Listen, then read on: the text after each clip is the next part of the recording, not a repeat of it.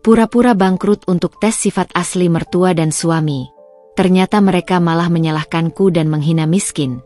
Langsung aku gugat cerai suamiku dan ku usir mereka dari rumahku. Assalamualaikum warahmatullahi wabarakatuh. Selamat datang bunda semuanya di channel Kisah Cerita. Sebelum masuk ke ceritanya silahkan absen terlebih dahulu ya.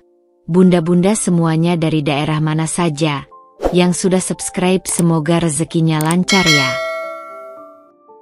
Dunia Anjani berkilau layaknya etalase perhiasan di butik mewah. Rumah megah bergaya Mediterania yang berdiri anggun di kawasan elit Jakarta Selatan. Garasi yang dihuni deretan mobil Eropa terbaru. Lemari pakaian yang meluap dengan merek-merek desainer ternama. Dan liburan mewah ke berbagai penjuru dunia. Semua itu adalah bagian tak terpisahkan dari kesehariannya. Anjani, dengan paras jelita dan pembawaan anggun, adalah personifikasi dari kesuksesan yang diidamkan banyak wanita seusianya. Ia adalah pewaris tunggal dari keluarga Kusuma, sebuah dinasti bisnis properti yang telah menancapkan akarnya selama 3 generasi. Bisnisnya sendiri, sebuah startup teknologi di bidang fintech yang ia rintis dari nol, kini meraksasa dan menjadi salah satu pemain kunci di industri tersebut. Kekayaannya, boleh dibilang, tak terhingga. Arya, suaminya, adalah seorang eksekutif muda yang tampan dan cerdas, dengan karir cemerlang di salah satu bank investasi terkemuka. Ia adalah putra tunggal dari keluarga Aditama, keluarga terpandang yang juga memiliki koneksi luas di lingkaran sosialita ibu kota. Pernikahan mereka 5 tahun lalu adalah perpaduan sempurna antara dua klan kaya raya. Sebuah union yang disebut-sebut sebagai pernikahan abad ini oleh media gosip dan menjadi berita utama di majalah Gaya Hidup. Di mata banyak orang, Anjani dan Arya adalah pasangan ideal, cerminan dari kebahagiaan dan kesuksesan yang sempurna. Namun, di balik fasad kemewahan dan senyum yang kerap terpampang di halaman majalah, ada kerikil tajam yang mengganjal di hati Anjani. Kebahagiaannya terasa hampa. Suasana di rumahnya, terutama saat ada kehadiran mertua, ibu dan bapak Aditama, terasa begitu artifisial. Mertuanya selalu memuji Anjani setinggi langit, melontarkan kata-kata manis tentang betapa beruntungnya Arya memiliki istri secantik, sepintar, dan sekaya dirinya. Namun, di balik pujian itu, Anjani sering menangkap sorot mata yang penuh perhitungan, sebuah kilatan ambisi yang tersembunyi. Mereka tak pernah bosan menanyakan detail tentang proyek terbarunya, nilai investasinya, atau berapa banyak saham yang ia miliki di perusahaannya. Setiap percakapan, seolah-olah, selalu berujung pada angka-angka dan aset. Arya, suaminya, pun tak luput dari pengamatan Anjani. Pria yang dulu ia cintai karena pesona dan kecerdasannya, kini terasa berbeda. Perhatiannya terhadap Anjani seringkali terasa terukur, seperti ada tujuan di baliknya. Ia sering membanggakan pencapaian Anjani di hadapan teman-teman dan koleganya, namun perhatiannya lebih sering berpusat pada berapa banyak keuntungan yang bisa mereka raih bersama dari kekayaan Anjani. Arya adalah pria yang menyukai kemewahan, dan ia sangat menikmati gaya hidup serba ada yang Anjani suguhkan. Ia tak pernah menolak ketika Anjani membelikannya jam tangan mewah, mobil sport terbaru, atau mengajaknya berlibur ke resor pribadi di Maladewa. Semua terasa begitu nyaman baginya. Anjani sadar, selama ini ia hidup dalam sebuah ilusi. Ia adalah sapi perah berharga, dengan susu emas yang tak pernah kering. Keluarga Arya, dan bahkan Arya sendiri, seolah memandangnya bukan sebagai seorang istri atau menantu, melainkan sebagai sumber daya tak terbatas. Cinta yang mereka tunjukkan terasa bersyarat, terikat erat pada rekening banknya. Keraguan itu terus tumbuh, menggerogoti jiwanya. Apakah mereka benar-benar mencintainya, atau hanya mencintai apa yang dimilikinya? Pertanyaan itu berulang kali mengelilingi pikirannya, seperti lebah yang berdengung tak henti. Sudah saatnya ia mencari tahu. Malam itu, Jakarta benar-benar dilanda badai. Hujan lebat mencambuk jendela kamar tidur utama Anjani dan Arya, menciptakan ritme monoton yang seharusnya meninabobokan. Kilat sesekali membelah langit, menerangi seisi ruangan dengan cahaya keperakan yang dramatis, sebelum kemudian diikuti oleh deru guntur yang menggelegar. Arya, di sisi tempat tidur Anjani, sudah terlelap pulas, dengkuran halusnya terdengar teratur, seolah badai di luar tak sedikit pun mengusik ketenangannya. Namun, Anjani tidak bisa tidur. Matanya terpaku pada langit-langit kamar, pikirannya berputar gelisah, bagai benang kusut yang tak menemukan ujungnya. Sudah berjam-jam ia terbaring di sana, meski tubuhnya lelah setelah seharian berjibaku dengan presentasi penting di kantor. Namun, kelelahan fisik tak mampu meredam kekacauan di benaknya. Otaknya terus memutar ulang adegan makan malam tadi. Percakapan itu, yang bagi orang lain mungkin terdahulu normal, bagi Anjani adalah paku terakhir yang menancap pada peti mati keraguannya. Anjani, perusahaan fintech MU itu, apakah sudah ada rencana untuk IPO? Ibu mertua, Ibu Aditama, bertanya dengan nada yang terlalu santai, seolah sedang menanyakan harga saham di majalah. Namun, mata tajamnya tak lepas dari Anjani, memindai ekspresi Anjani seolah mencari celah. Arya bilang valuasinya sudah luar biasa. Kalau benar, aset kita bisa berlipat-lipat.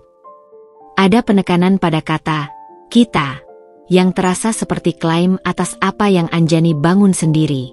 Iya, nak, jangan lupa, saham utama tetap harus dipegang keluarga.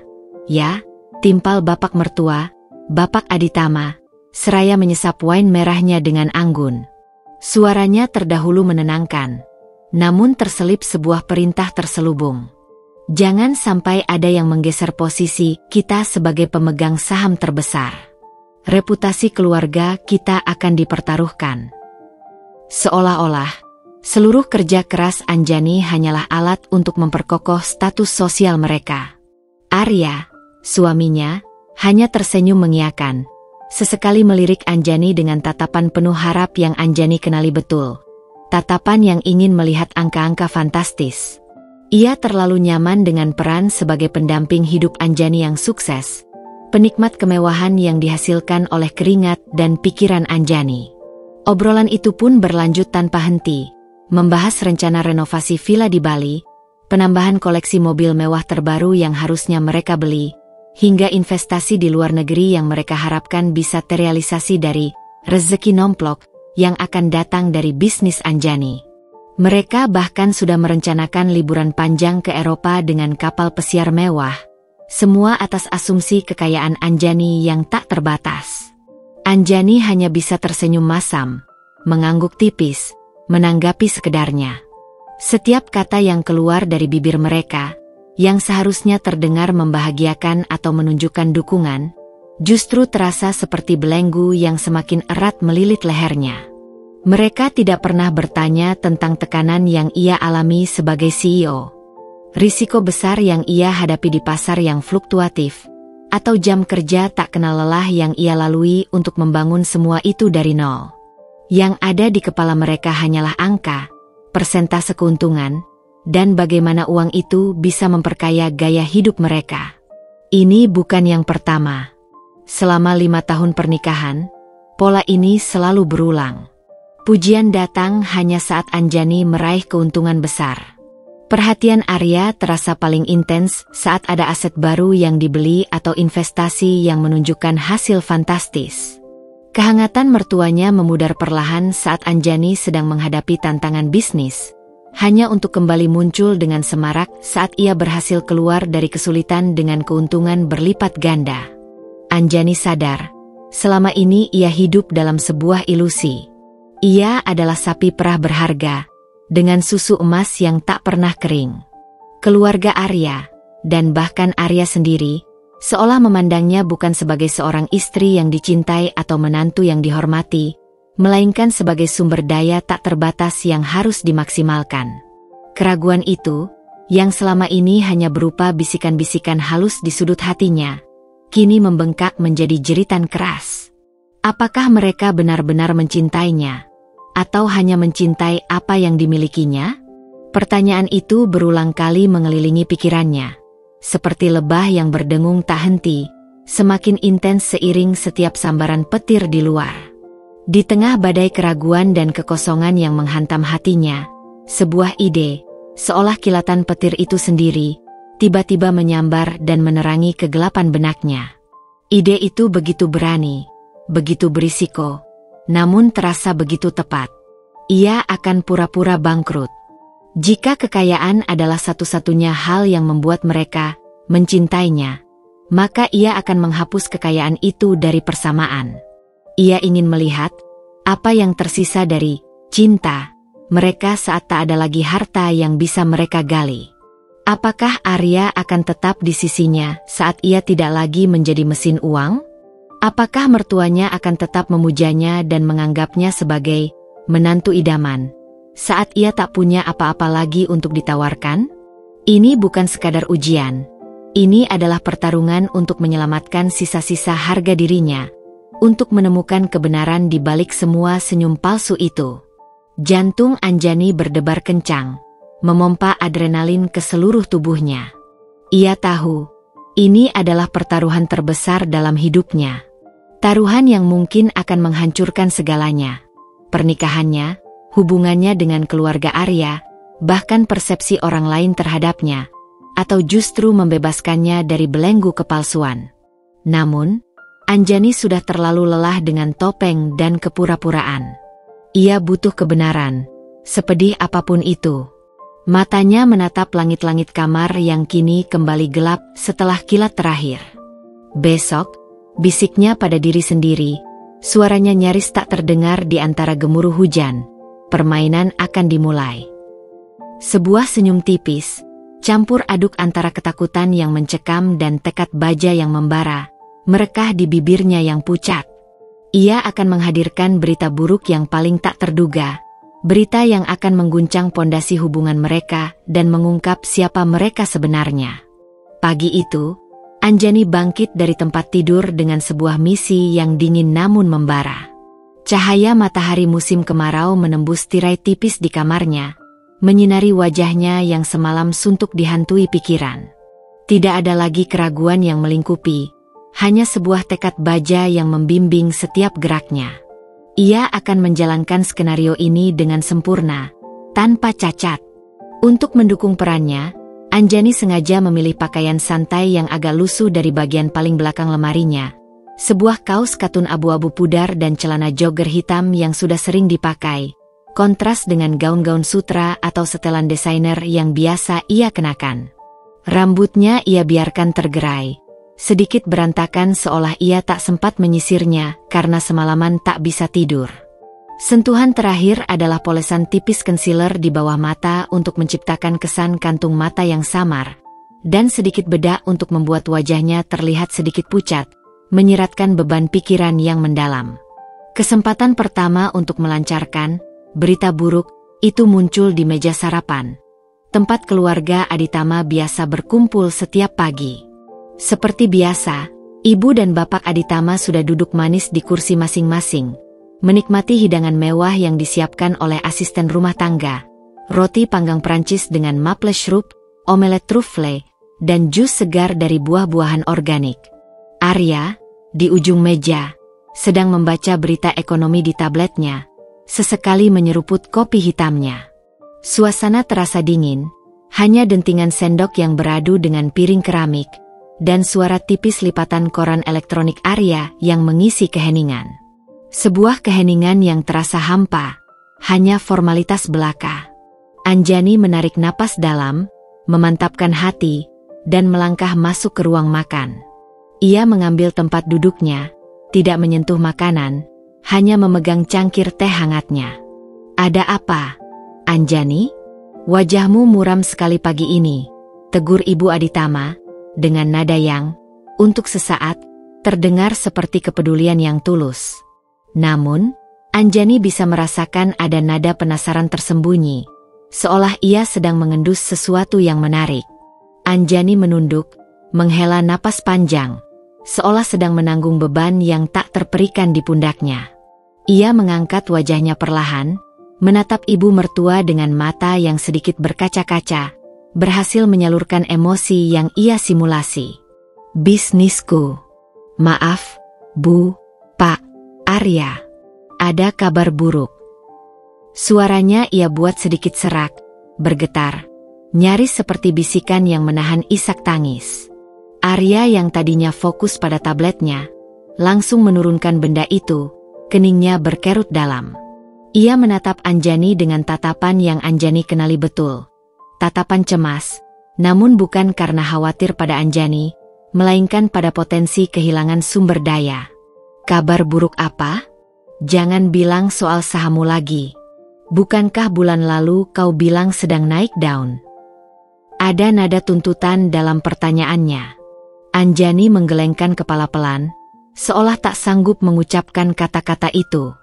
Valuasinya anjlok drastis, katanya, menatap mata mereka satu persatu. Ia melihat kilatan terkejut yang cepat, lalu ekspresi panik yang mulai muncul di wajah mereka, dan yang paling jelas, ketidakpercayaan murni. Beberapa investor besar menarik diri secara tiba-tiba karena isu global yang tak terduga. Ada masalah serius di pasar teknologi global yang memengaruhi sektor fintech secara keseluruhan. Efeknya domino. Sahamku di perusahaan anjlok lebih dari 70% dalam semalam. Investasi yang sudah kita tanam, mungkin juga ikut lenyap. Bahkan aset perusahaan pun terancam disita jika kami tidak segera melunasi beberapa pinjaman besar. Senyap. Meja makan yang tadinya dingin, kini membeku total. Hanya suara detak jam dinding yang terdengar. Ibu Aditama menatap Anjani dengan mulut sedikit terbuka. Garpu peraknya terlepas dari genggamannya dan terjatuh mengenai piring keramik, menciptakan suara nyaring yang memecah keheningan yang mencekam. Bapak Aditama, yang biasanya tenang dan berwibawa, wajahnya mendadak merah padam, urat di lehernya menonjol, seolah sedang menahan amarah yang meletup-letup.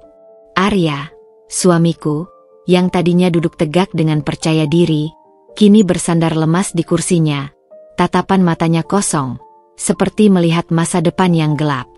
Ia tampak lebih terkejut daripada sedih. 70%. Pekik Ibu Aditama. Suaranya naik 2 oktav, berubah dari nada kepedulian palsu menjadi teriakan histeris.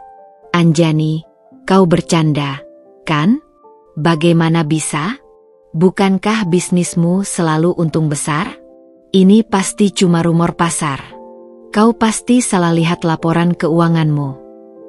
Aku berharap begitu, Bu, jawab Anjani, menekan emosinya, menjaga ekspresi wajahnya agar tetap menyeratkan kesedihan dan keputusasaan. Tapi ini bukan rumor. Tim keuanganku sedang bekerja keras untuk mencari solusi, tapi situasinya sangat buruk. Kami bahkan sudah mempertimbangkan untuk menjual beberapa aset penting perusahaan, dan mungkin juga beberapa aset pribadi untuk menutupi kerugian dan menjaga likuiditas. Kata menjual aset pribadi, seperti bom yang meledak tepat di tengah mereka. Raut wajah mereka berubah total, tak ada lagi jejak kepura-puraan. Topeng kepedulian yang samar-samar tadi langsung runtuh tanpa sisa. Yang tersisa hanyalah kepanikan murni yang tak lagi bisa disembunyikan, rasa jijik, dan kemarahan yang membara. Menjual aset. Aset yang mana? Bapak Aditama hampir berteriak. Suaranya menggema di ruang makan. Apa yang akan kita makan nanti? Bagaimana dengan rumah ini? Mobil-mobil kita? Apa kata orang jika menantu keluarga Aditama mendadak miskin? Ini memalukan, Anjani. Mempermalukan nama baik keluarga kita.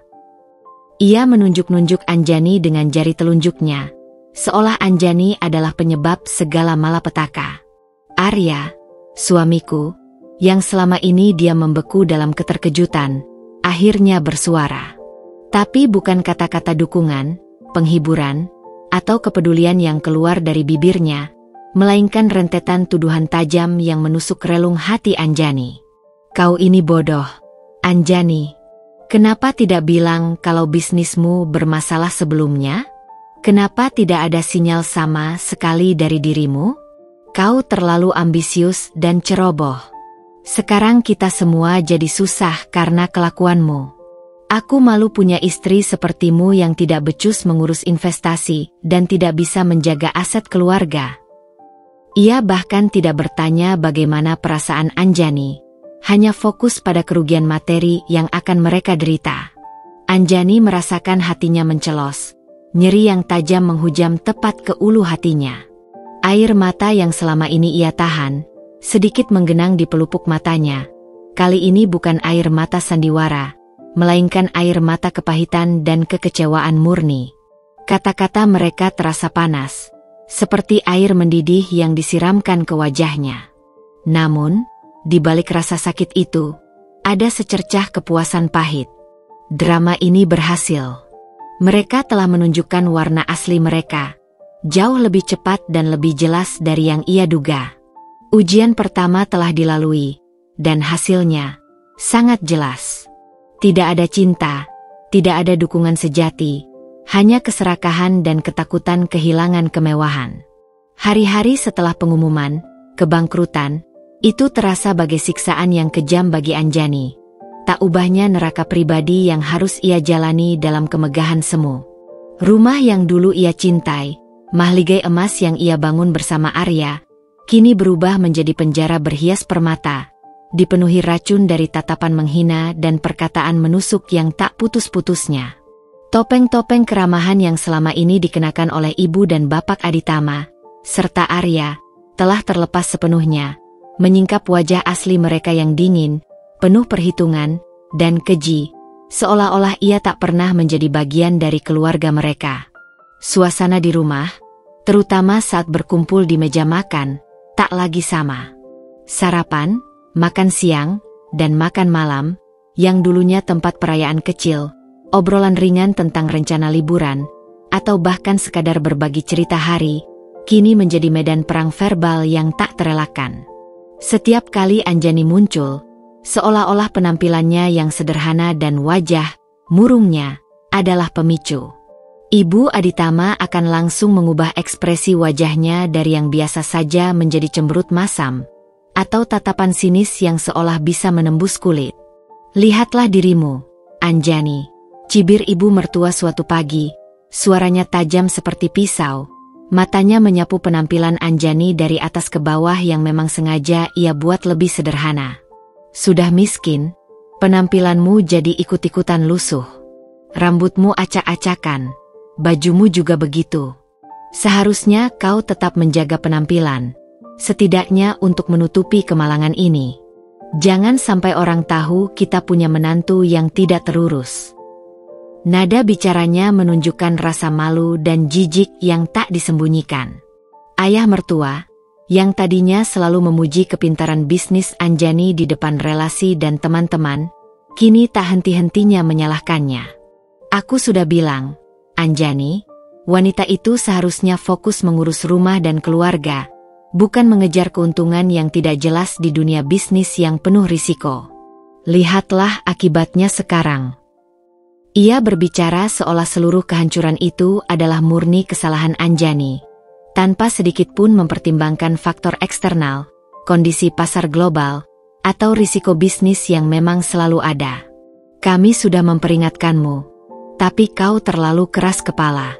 Sekarang kita semua yang harus menanggung akibatnya. Yang paling menyakitkan adalah sikap Arya. Suami yang dulu ia kira adalah pelabuhan hatinya, tempatnya bersandar, kini berubah menjadi orang asing yang tak dikenali. Ia tak lagi memanggilnya sayang atau Anjaniku, seperti dulu saat ia masih menjadi menantu idaman dan istri sempurna di mata mereka. Namanya kini sering disebut dengan nada sinis, atau diikuti dengan desahan frustrasi yang jelas menunjukkan kekesalan. Arya mulai sering pulang larut malam, atau bahkan tidak pulang sama sekali dengan alasan klise, mengurus pekerjaan penting yang mendadak, atau menenangkan diri di tempat teman karena stres memikirkan kondisi keuangan keluarga.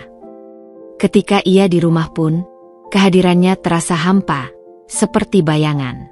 Ia akan menghindari kontak mata, sibuk dengan ponselnya, atau mendadak naik ke kamar begitu Anjani mencoba mendekat atau memulai percakapan. "Kau ini bodoh, Anjani. Kenapa tidak bilang kalau bisnismu bermasalah sejak awal?" Arya pernah membentaknya di depan pelayan dan pengemudi. Suaranya menggelegar di ruang keluarga, membuat Anjani merasa sangat malu dan terhina. "Sekarang kita semua jadi susah karena kelakuanmu. Kau sudah menghancurkan segalanya. Aku malu punya istri sepertimu yang tidak becus mengurus investasi dan membuat nama keluarga ini tercoreng." Kata-kata itu diucapkan dengan nada benci, seolah Anjani telah melakukan kejahatan besar, bukan hanya mengalami kemunduran bisnis.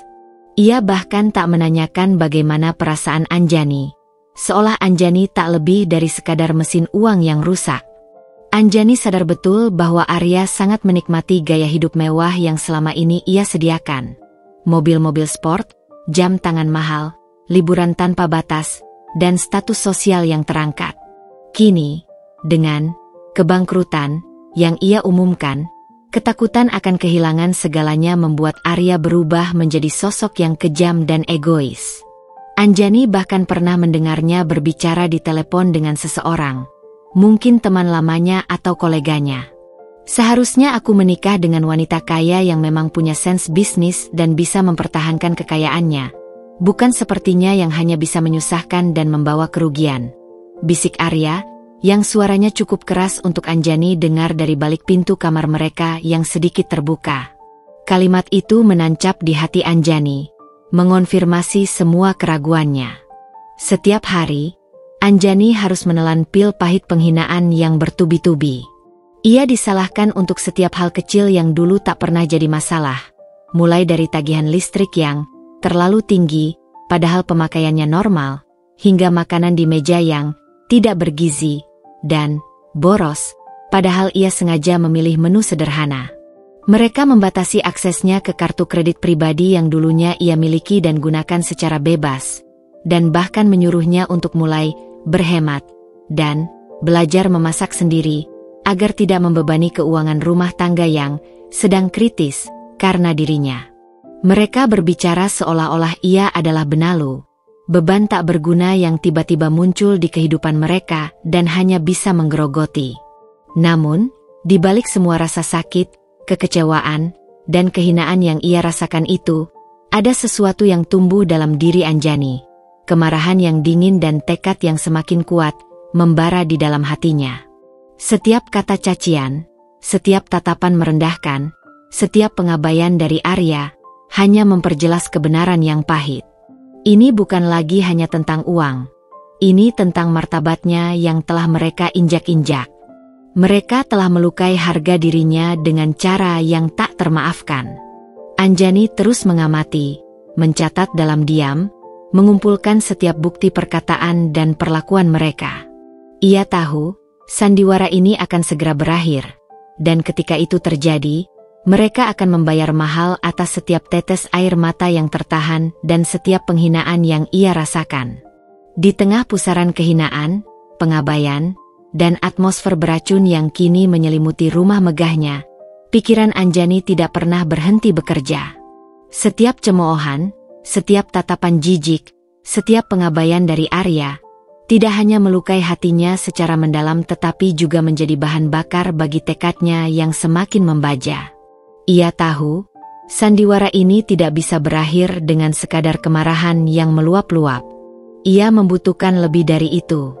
Ia membutuhkan bukti yang konkret dan tak terbantahkan. Dengan kecerdasan dan ketelitian yang biasa ia terapkan dalam memimpin bisnisnya yang bernilai jutaan dolar, Anjani mulai merancang strateginya. Ia tidak bisa menghadapi mereka hanya dengan perkataannya sendiri. Suara kebenaran yang keluar dari mulutnya mungkin akan diabaikan atau dibantah mentah-mentah. Ia butuh rekaman, saksi bisu yang tak bisa diputarbalikkan, yang akan berbicara lebih keras daripada semua sanggahan mereka. Sejak hari ia mengumumkan kebangkrutan palsu itu, Anjani mulai membawa ponselnya kemana-mana, memastikan fitur perekam suara atau video siap sedia kapan saja, seolah-olah itu adalah perpanjangan tangannya sendiri. Awalnya, Ia hanya merekam secara acak, khawatir ketahuan. Ia menyembunyikan ponsel di saku bajunya, di balik buku, atau di antara bantal sofa. Namun, setelah beberapa kali percakapan menyakitkan yang terjadi secara spontan, Anjani mulai menyadari pola. Mertuanya cenderung menyerang saat Arya tidak ada di dekat mereka atau sedang tidak memperhatikan. Mereka merasa lebih bebas melontarkan kalimat-kalimat menghina dan merendahkan. Arya sendiri lebih sering melontarkan kata-kata tajam saat mereka berdua saja di kamar. Atau saat ia merasa sangat kesal karena kemiskinan Anjani yang ia rasakan mengancam gaya hidupnya. Anjani lalu mengambil langkah lebih jauh. Ia memasang sebuah kamera tersembunyi berukuran mini, sebesar kancing baju, di beberapa titik strategis. Di sudut ruang keluarga yang tidak mencolok, di bawah meja makan, dan bahkan di balik sebuah pot tanaman hias di dekat sofa tempat mereka sering berkumpul. Kamera-kamera ini terhubung langsung ke aplikasi di ponselnya, merekam setiap interaksi, setiap perubahan ekspresi, dan setiap lontaran kalimat penghinaan dengan kualitas audio dan video yang jernih. Ia bahkan sengaja memancing beberapa percakapan, mengajukan pertanyaan-pertanyaan yang ia tahu akan memicu reaksi serakah atau merendahkan dari mereka. Bu, bagaimana kalau kita mulai kurangi jatah bulanan untuk perawatan spa dan shopping di butik, ya? Kondisi keuangan sedang sangat ketat. Anjani bertanya suatu sore, dengan nada polos dan wajah yang ia buat seolah-olah penuh kekhawatiran. Ibu Aditama yang sedang mengoleskan krim malam di wajahnya, langsung mendelik. Gerakannya terhenti. Apa? Anjani, kau gila? Kau pikir kami akan hidup seperti orang miskin hanya karena bisnismu hancur? Jaga batasanmu. Itu hak kami. Kami sudah terbiasa hidup seperti ini. Suaranya meninggi, penuh kemarahan dan rasa jijik yang tak disembunyikan. Jangan pernah berani-berani mengatur pengeluaran kami. Anjani merekamnya, memastikan setiap kata dan nada marah terekam jelas. Di lain waktu, ia mendekati Arya yang sedang bersantai di pinggir kolam renang, menikmati matahari sore. Arya, aku khawatir tentang masa depan kita. Bagaimana kalau nanti kita tidak bisa mempertahankan rumah ini? Atau mobil-mobil kita harus dijual? Anjani bertanya, mencoba menarik perhatian suaminya. Arya mendengus kasar, tanpa sedikit pun menoleh atau menghentikan kegiatannya. Kau terlalu pesimis. Kalau sampai itu terjadi, itu sepenuhnya salahmu sendiri. Aku tidak akan ikut menanggung bebanmu. Aku bisa saja mencari jalan lain. Ia mengucapkan kalimat itu dengan acuh tak acuh, seolah Anjani hanyalah masalah yang bisa ia buang kapan saja, tanpa beban moral. Lagi pula, kau yang punya ide gila-gilaan dengan bisnismu itu. Anjani merekam setiap kata, setiap desahan frustrasi, dan ekspresi datarnya. Selain rekaman audio dan video, Anjani juga mulai membuat catatan harian secara rinci. Setiap malam, setelah semua orang terlelap, ia akan menuliskan tanggal, waktu, ringkasan insiden, dan kutipan langsung dari perkataan mereka. Ia mendokumentasikan bagaimana mertuanya mulai meminta pelayan untuk memprioritaskan mereka, bagaimana mereka secara terang-terangan melarangnya menggunakan mobil mewah untuk bepergian, padahal mobil itu adalah mobil Anjani sendiri, dengan dalih menghemat bahan bakar. Ia juga mencatat bagaimana Arya tiba-tiba lupa untuk mengajaknya ke acara sosial penting, padahal dulu selalu ingin Anjani menemaninya untuk memamerkan kekayaannya. Ia juga mengumpulkan bukti-bukti digital, seperti pesan singkat atau email dari Arya yang menunjukkan pengabaian atau kekecewaan terhadapnya, atau pesan dari Ibu Aditama yang berisi permintaan uang dengan nada menuntut. Proses pengumpulan bukti ini bukan tanpa tantangan emosional. Ada saatnya Anjani harus menahan napas, menahan air mata yang mendesak keluar, agar tidak merusak sandiwaranya. Rasa perih itu nyata, menusuk hingga ke tulang. Ada saatnya ia merasa jijik pada dirinya sendiri, karena harus merekam orang-orang yang seharusnya menjadi keluarganya, orang-orang yang ia cintai. Namun, setiap kali ia merasa goyah, ia akan mengingat kekosongan di mata Arya, keserakahan di wajah mertuanya, dan betapa hancurnya harga dirinya yang mereka injak-injak. Ini semua adalah bagian dari rencana besar untuk mendapatkan kembali martabatnya yang sudah terenggut. Selama lebih dari 1 bulan penuh, Anjani hidup dalam mode pengintai. Ia mengumpulkan rekaman demi rekaman, foto demi foto, catatan demi catatan. Tumpukan bukti itu semakin tebal, semakin menguatkan keyakinannya bahwa keputusannya untuk menguji mereka adalah langkah yang sangat tepat. Ia tidak lagi melihat mereka sebagai keluarga yang ia cintai, melainkan sebagai subjek eksperimen yang telah gagal total dan menunjukkan sifat asli mereka yang buruk. Dan sekarang, ia memiliki semua yang ia butuhkan untuk mengakhiri permainan ini dan membalikkan keadaan. Pagi itu, seberkas sinar matahari menembus jendela kamar Anjani, jatuh tepat di atas tumpukan dokumen dan hard drive berisi rekaman yang telah ia kumpulkan dengan teliti. Selama lebih dari sebulan penuh, ia telah hidup dalam kepura-puraan, menahan diri dari setiap serangan verbal, setiap cemoohan, setiap tatapan jijik yang dilayangkan mertua dan suaminya. Ia telah menelan pahitnya pengabaian dan diperlakukan seolah ia adalah beban tak berguna. Tapi pagi ini, ada sesuatu yang berbeda. Ada sebuah kejadian yang menjadi batas, titik didih dari kesabarannya yang telah terkuras habis hingga ke dasar. Malam sebelumnya, Anjani memang sudah merasa ada yang tidak beres. Arya pulang sangat larut, jauh lebih larut dari biasanya, dan tidak sendirian. Anjani, yang terjaga karena gelisah, mendengar suara tawa perempuan yang asing dari ruang tamu, diikuti bisikan-bisikan Arya yang terdengar genit dan akrab. Jantung Anjani berdebar kencang. Bukan karena cemburu buta, melainkan karena firasat buruk yang menguar. Ia tahu Arya sering pulang larut, dan ia sudah siap dengan kemungkinan terburuk dari pengujian ini.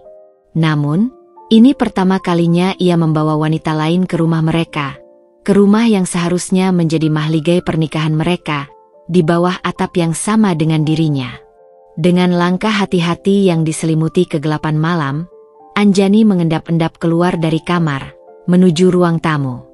Pintu ruang tamu sedikit terbuka, memperlihatkan pemandangan yang membuat napasnya tercekat dan darahnya mendidih. Arya sedang duduk di sofa, dengan lengan melingkari bahu seorang wanita berambut pirang yang genit dan bergaun minim. Wanita itu, yang Arya kenalkan dengan santainya sebagai kolega baru yang sangat potensial, tampak terlalu nyaman, bahkan mengelus lengan Arya dengan jari jemarinya saat mereka berbicara. Wajah Arya pun tampak begitu bahagia, tertawa lepas, sebuah tawa yang sudah lama tidak ia dengar ditujukan kepadanya. Anjani bisa mendengar samar-samar percakapan mereka, yang kini tak lagi berbisik. "Jadi, istrimu benar-benar bangkrut?" tanya wanita itu, suaranya terdengar meremehkan, diwarnai sedikit senyum sinis. "Kasihan sekali. Untung kau tidak ikut terjebak terlalu dalam, Arya. Aku sempat khawatir kau akan terseret." Arya mendesah, lalu tertawa pahit, menatap wanita itu dengan tatapan yang penuh keluhan. "Begitulah. Aku tidak tahu harus bagaimana lagi. Sejak ia jatuh miskin, suasana di rumah jadi tidak nyaman. Aku bahkan ingin mencari cara untuk keluar dari situasi ini. Aku merasa terjebak." Ada jeda sejenak, lalu Arya melanjutkan, suaranya dipenuhi kejijikan yang teramat sangat. "Aku tidak bisa hidup dengan wanita yang hanya bisa menyusahkan dan tidak punya apa-apa lagi. Kau tahu, aku terbiasa dengan kemewahan. Ini sangat memuakkan." Kata-kata itu diucapkan langsung oleh suaminya sendiri, bagai sambaran petir yang nyata, menghantam ulu hati Anjani tanpa ampun. Semua kepura-puraan Anjani seketika runtuh. Rasa sakit yang ia tahan selama ini, semua kepahitan dan kekecewaan, meledak hebat di dalam dirinya, bukan dalam tangisan histeris, melainkan dalam kemarahan yang membekukan dan menusuk. Ia melihat ke inti jiwa Arya, dan yang ia temukan hanyalah kehampaan, keserakahan yang tak berdasar, dan keegoisan yang tak terbatas. Arya bukan lagi suaminya, bukan pria yang ia cintai. Ia hanyalah cangkang kosong yang hanya mencari keuntungan pribadi dan kenyamanan semata. Anjani mundur perlahan, tanpa suara, kembali ke kamarnya tanpa diketahui sedikit pun oleh mereka. Ia berjalan gontai, kemudian ambruk dan duduk di tepi tempat tidur, menatap kosong keluar jendela yang kini menampakkan pemandangan langit fajar yang memerah. Selama ini, bahkan di tengah semua penghinaan, ia masih menyimpan secuil harapan. Berharap ada sedikit sisa cinta, sedikit dukungan, di balik keserakahan mereka. Berharap Arya akan melihat nilai dirinya lebih dari sekadar uang. Tapi kejadian malam itu telah menghancurkan harapan terakhirnya hingga berkeping-keping. Batasnya sudah terlampaui. Cukup, bisik Anjani pada diri sendiri, suaranya dingin dan penuh kepastian yang menggetarkan. Ini sudah lebih dari cukup. Tidak ada lagi yang perlu dipertahankan. Ia bangkit dari tempat tidur, mendekati laci meja samping tempat tidur. Dengan tangan yang tidak gemetar sedikit pun, ia mengambil sebuah kartu nama. Kartu nama dari pengacara terbaik di kota ini, seorang spesialis perceraian yang terkenal kejam dan efisien, yang telah ia simpan sebagai cadangan jika skenario terburuk ini benar-benar terjadi. Meskipun hatinya terluka, Anjani merasa anehnya tenang. Ini bukan lagi tentang kesedihan yang berlarut-larut, melainkan tentang penegakan keadilan dan pemulihan martabatnya. Pagi itu, tanpa menunggu lebih lama, Anjani menelepon kantor pengacara itu. Ia menjelaskan secara singkat situasinya, dengan suara datar tanpa drama, hanya fakta-fakta yang ia sampaikan dengan jelas dan lugas. Ia menyebutkan tentang pernikahannya, kebangkrutannya, dan detail perlakuan yang ia terima, serta bukti-bukti yang telah ia kumpulkan. Suara pengacara di seberang sana terdengar profesional, penuh pengertian, dan mengisyaratkan kesiapan penuh untuk bertindak. Anjani merasa ada beban berat yang terangkat dari pundaknya. Langkah pertama untuk kebebasan dan babak baru dalam hidupnya telah diambil. Setelah panggilan itu, Anjani berjalan menuju kamar mandi. Ia menatap pantulannya di cermin. Wajahnya memang terlihat lelah dan sedikit pucat, sesuai perannya sebagai wanita yang sedang terpuruk. Namun, kali ini, di balik mata itu, tidak ada lagi jejak kesedihan. Yang ada hanyalah kilatan tekad baja yang tak tergoyahkan. Sebuah janji pada dirinya sendiri bahwa ia akan bangkit lebih kuat dari sebelumnya. Ia bukan lagi Anjani yang rapuh, yang mencari cinta dan validasi dari orang-orang yang tidak pantas. Ia adalah Anjani yang kuat, yang akan berjuang untuk martabatnya, untuk keadilannya, dan untuk dirinya sendiri. Permainan ini akan segera berakhir, dan kali ini, ia yang akan menjadi pemenang sejati, bukan lagi korban. Pagi itu, dengan tekad yang dingin namun membara, Anjani melangkah masuk ke lobi gedung pencakar langit yang menjulang tinggi di kawasan bisnis elit Sudirman, Jakarta Selatan.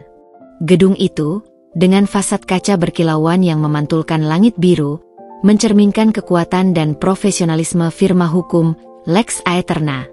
Nama yang selalu ia dengar sebagai rujukan utama untuk menangani kasus-kasus perceraian kelas atas yang rumit dan membutuhkan kecerdasan taktis. Di dalam, suasana terasa tenang namun berwibawa, dihiasi karya seni kontemporer dan aroma kopi mahal yang samar-samar. Jauh berbeda dengan hiruk-pikuk penuh racun dan penghinaan yang telah menjadi kesehariannya di rumah sendiri. Ia disambut oleh seorang asisten senior yang ramah namun efisien, yang segera mengantarnya ke sebuah ruang pertemuan pribadi yang kedap suara. Ruangan itu didominasi oleh meja mahoni panjang, kursi-kursi kulit hitam mewah, dan dinding kaca yang menyuguhkan pemandangan kota Jakarta yang membentang luas. Tak lama kemudian, pintu terbuka dan masuklah seorang wanita parubaya, anggun namun memancarkan ketegasan yang tak terbantahkan. Dengan rambut pendek rapi berwarna silver yang membingkai wajahnya, dan sepasang mata tajam yang seolah bisa menembus ke dalam jiwa, ia adalah Bu Karina Wijaya.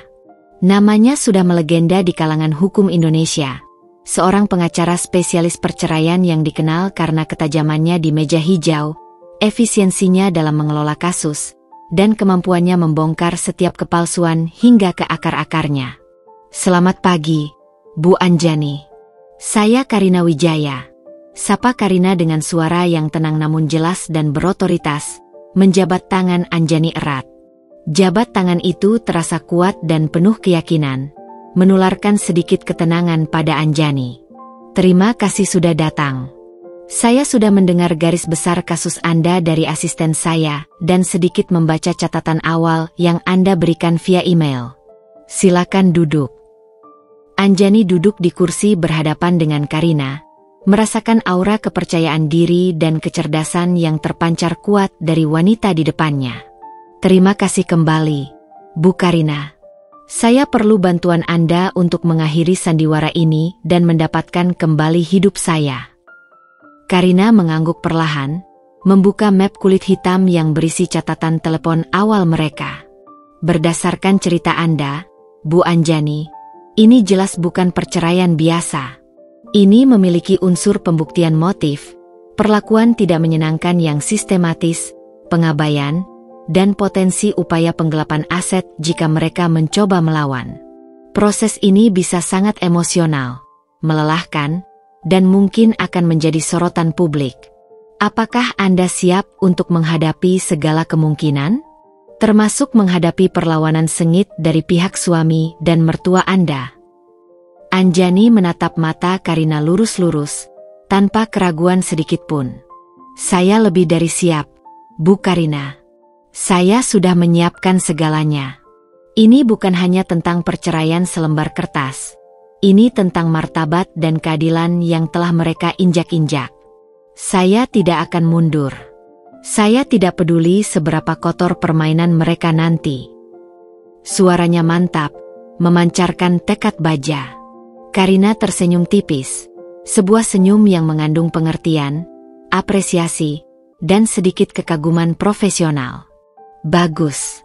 Saya suka tekad dan persiapan Anda. Ini akan sangat membantu kita. Sekarang, mari kita bahas detailnya. Anda menyebutkan memiliki bukti rekaman audiovisual dan catatan harian yang sangat rinci. Anjani dengan tenang mengeluarkan sebuah hard drive mini dan sebuah buku catatan bersampul kulit dari tas kerjanya. Ya, Bu Karina.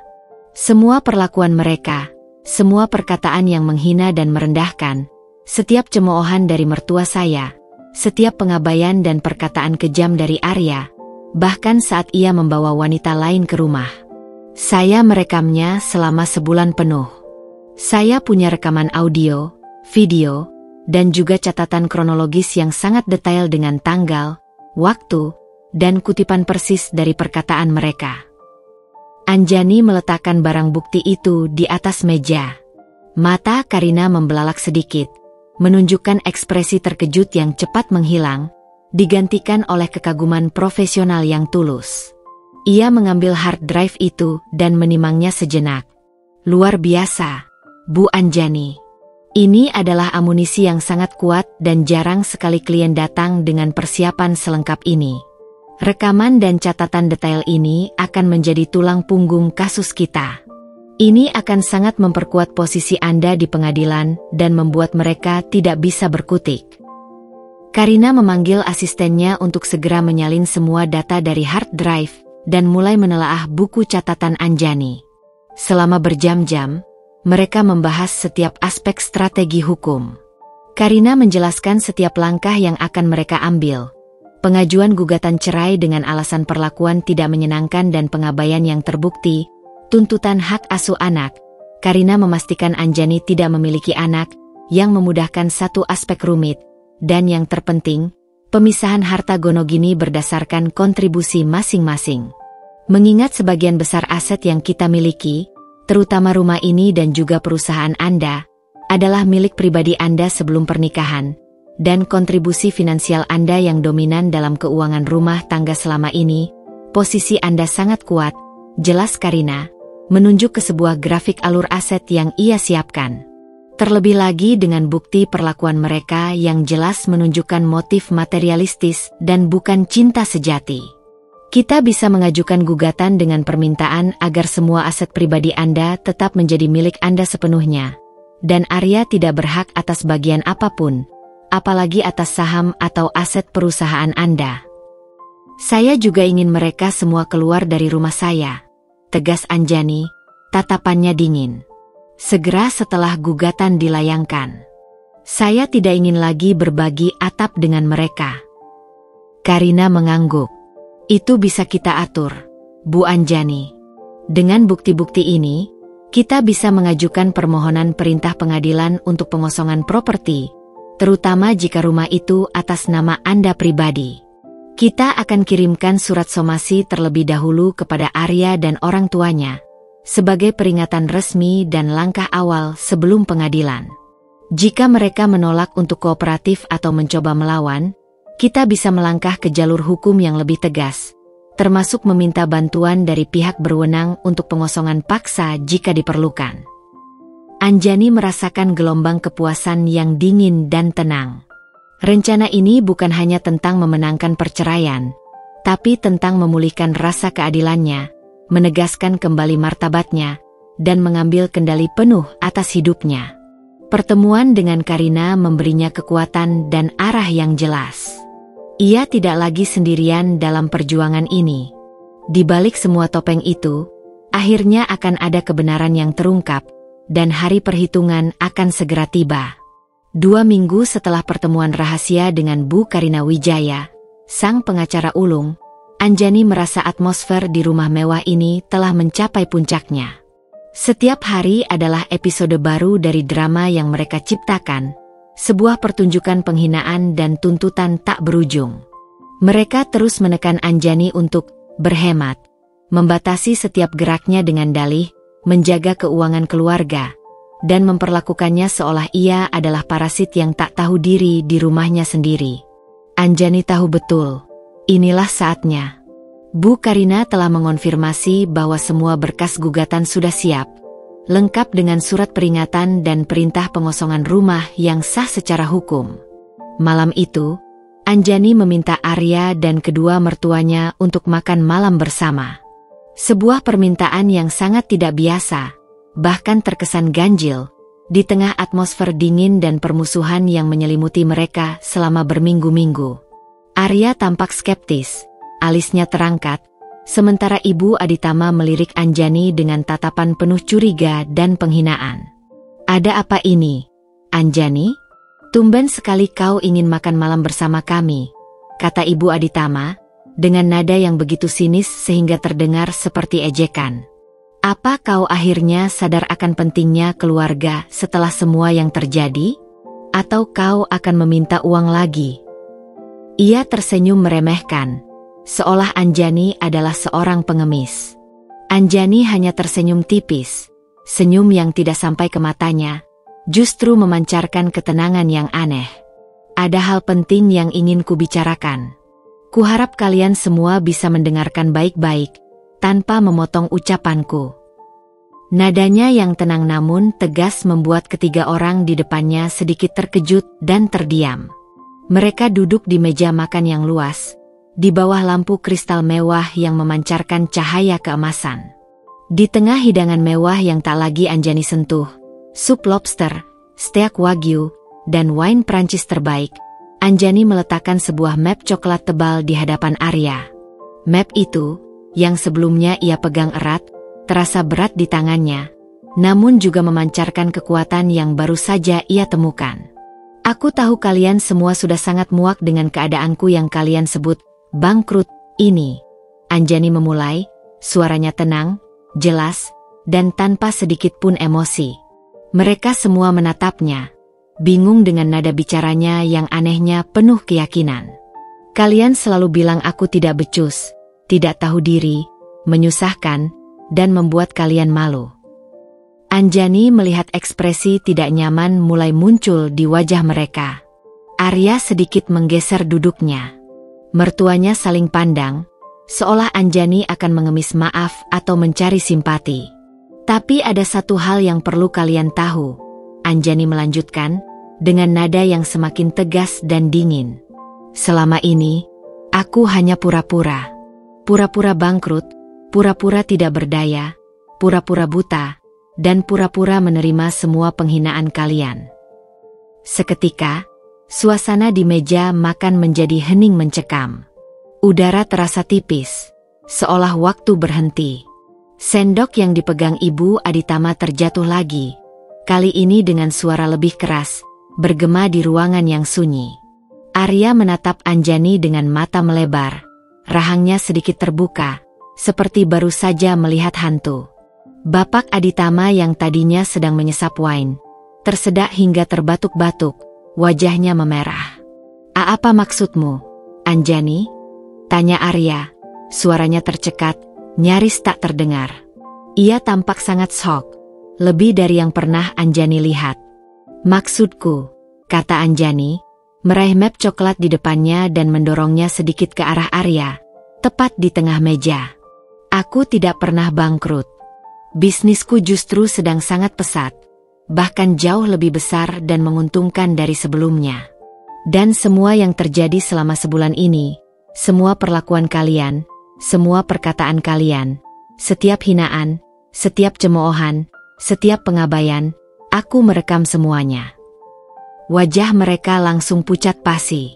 Mata Ibu Aditama membelalak ngeri, Bapak Aditama terdiam membisu, dan Arya menatap map itu, lalu beralih ke wajah Anjani, mencari tanda-tanda kebohongan atau candaan. Namun, yang mereka temukan hanyalah ketenangan yang menakutkan, mata yang memancarkan tekad tanpa ampun, dan senyum tipis penuh kemenangan yang dingin. Di dalam map itu, Anjani melanjutkan, suaranya kini dingin seperti es, memotong udara. "Adalah gugatan cerai yang sudah kuserahkan ke pengadilan pagi ini, atas dasar perlakuan tidak menyenangkan dan pengabaian. Juga, ada surat perintah pengosongan rumah ini yang telah disahkan oleh pengacaraku. Rumah ini, yang kalian anggap sebagai rumah keluarga Aditama, dan tempat kalian bisa berkuasa sesuka hati, sebenarnya sepenuhnya atas namaku, dibeli dengan uangku pribadi, sebelum kita menikah. Kalian tidak memiliki hak apapun atas properti ini." Bom itu telah meledak, menghancurkan ilusi yang mereka ciptakan. Ibu Aditama berdiri dari kursinya dengan terhuyung, menunjuk Anjani dengan jari gemetar, bibirnya bergetar tak percaya. "Tidak, ini tidak mungkin. Kau bohong. Kau tidak mungkin melakukan ini pada keluarga kami. Kami ini mertuamu." Arya, yang tampak ingin runtuh dari kursinya, terbata-bata, mencoba membela diri dengan panik. "Anjani, sayang, ini pasti kesalahpahaman. Aku tidak bermaksud.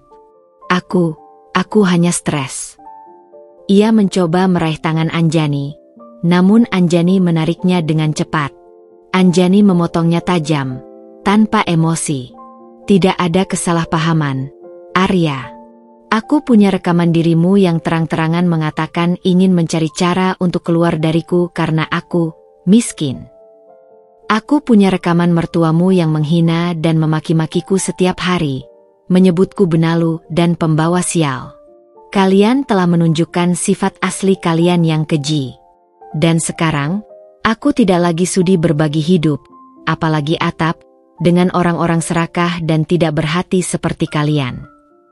Anjani berdiri, menatap ketiganya dengan pandangan yang tak tergoyahkan. "Kalian punya waktu 24 jam untuk berkemas dan meninggalkan rumah ini," Anjani menyatakan dengan jelas, setiap kata-katanya penuh penekanan. "Jika tidak, pengacaraku, Bu Karina Wijaya dari Lex Aeterna, akan memastikan kalian dikeluarkan secara paksa dengan bantuan pihak berwenang. Aku tidak akan menoleransi lagi orang-orang yang hanya mencintai hartaku, dan tidak pernah mencintai diriku." Wajah mereka memerah padam, campur aduk antara kemarahan yang membara, syok yang mendalam, dan ketakutan yang mencekam. Mereka mulai menyadari betapa parahnya situasi mereka. Anjani telah membalikan keadaan dengan sempurna, dan kini merekalah yang terperangkap dalam jebakan yang ia ciptakan sendiri. Pernyataan Anjani di meja makan menggema di seluruh ruang makan yang luas, memecah keheningan yang menyesakan dengan gemuruh kebenaran. Kata-katanya, diucapkan dengan tenang namun penuh kekuatan, menghantam ketiga orang di depannya seperti gelombang tsunami yang tak terduga, meluluhlantakkan fondasi keangkuhan dan keserakahan mereka. Wajah-wajah yang tadinya pucat karena syok kini berubah menjadi merah padam, dipenuhi amarah yang membara, rasa dikhianati yang mendalam, dan ketidakpercayaan yang menganga. Mereka, para penipu yang selama ini bersembunyi di balik topeng, kini merasa ditipu mentah-mentah. Ibu Aditama adalah yang pertama bereaksi, suaranya melengking tinggi, memekakan telinga Anjani dan mungkin para pelayan yang mendengarnya dari dapur. Tidak, kau pembohong. Ini semua bohong. Kau tidak bisa melakukan ini pada kami. Kami ini mertuamu, Anjani. Kami sudah menganggapmu seperti anak sendiri. Ia menunjuk Anjani dengan jari gemetar, matanya melotot tajam, seolah ingin mencakar wajah Anjani dan merobek kebohongan yang ia anggap telah dibuat-buat Anjani. Kau wanita licik. Arya, dengar ini. Dia bukan wanita baik-baik. Dia hanya ingin menghancurkan kita. Bapak Aditama, yang biasanya lebih tenang, kini berdiri dari kursinya dengan wajah memerah padam. Napasnya terengah-engah dan kasar, seolah ia baru saja berlari maraton. Anjani, kau keterlaluan. Ini tidak bisa diterima. Kami telah menerima dan memperlakukanmu seperti anak sendiri dengan sangat baik. Apa yang kau inginkan sebenarnya? Uang? Kau bisa saja meminta. Kenapa harus dengan cara licik seperti ini? Ada nada putus asa dan kebingungan dalam suaranya, sebuah upaya untuk memutarbalikkan fakta, seolah ia benar-benar percaya bahwa merekalah korban yang tak bersalah. Arya, yang sempat terdiam syok dan tak bisa berkata-kata, akhirnya menemukan suaranya. Namun, bukan penyesalan atas perlakuannya, melainkan kemarahan yang membara dan ketakutan akan kehilangan segalanya. Ia membanting tangannya ke meja dengan keras, membuat piring-piring mahal berdentangan dan gelas bergetar. Anjani, apa yang kau lakukan ini? Kau tidak bisa menggugat cerai. Kita sudah menikah 5 tahun. Kau tidak bisa mengusir orang tuaku dari rumah ini. Ini rumah keluarga kita. Ini rumahku juga. Ia berusaha keras memutarbalikkan fakta, mencoba mengklaim kepemilikan atas rumah yang jelas-jelas milik Anjani. Matanya memancarkan rasa ingin tahu yang serakah. Aku suamimu. Aku berhak atas segalanya yang kau miliki. Kau tidak punya hak untuk melakukan ini padaku. Anjani hanya menatap mereka satu persatu, tanpa gentar, tanpa berkedip. Air matanya sudah kering dan tak tersisa, digantikan oleh ketenangan yang dingin membekukan, sebuah cermin dari hati yang telah mereka bekukan sendiri. Hak? Kalian bicara soal hak. Suaranya sedikit lebih tinggi dari biasanya, memastikan setiap kata terdengar jelas dan menusuk. 5 tahun ini, apa yang kalian berikan padaku selain penghinaan dan keserakahan? Apa yang kalian lakukan selain menghitung-hitung asetku? Ia menunjuk ke hard drive dan map gugatan di meja, yang kini tampak seperti bom waktu yang meledak tepat di wajah mereka. Kalian bicara soal menerima? Kalian hanya menerima hartaku, fasilitas yang kuberi, dan kemewahan yang kudatangkan. Kalian bicara soal keluarga? Keluarga tidak akan menertawakan penderitaan anggotanya, tidak akan mengabaikannya, apalagi menghinanya saat ia jatuh miskin dan membutuhkan dukungan. Nada suaranya penuh kekecewaan, namun tanpa sedikit pun keraguan. Itu fitnah. Itu semua rekaman palsu. Kami bisa menuntutmu balik atas pencemaran nama baik dan penipuan. Ibu Aditama berteriak, masih tak percaya dengan apa yang ia dengar dan saksikan. Ia mencoba bangkit dari kursinya, tangannya terkepal. Silakan, jawab Anjani, tanpa ekspresi, bahunya terangkat acuh tak acuh. Pengacaraku, Bu Karina Wijaya, dari Lex Aeterna, adalah pengacara terbaik di kota ini. Saya yakin ia akan sangat senang menunjukkan semua rekaman itu di pengadilan. Mari kita lihat siapa yang akan lebih malu saat semua kebenaran terungkap di depan umum dan media. Sebuah seringai tipis muncul di bibir Anjani. Sebuah senyum kemenangan yang pahit. Anjani kemudian berdiri tegak, mengakhiri percakapan yang sia-sia ini. Ia tak lagi peduli dengan teriakan dan pembelaan mereka. Keputusanku sudah bulat. Gugatan cerai sudah dilayangkan. Dan perintah pengosongan rumah ini akan segera terjadi. Kalian punya waktu 24 jam untuk berkemas dan meninggalkan rumah ini.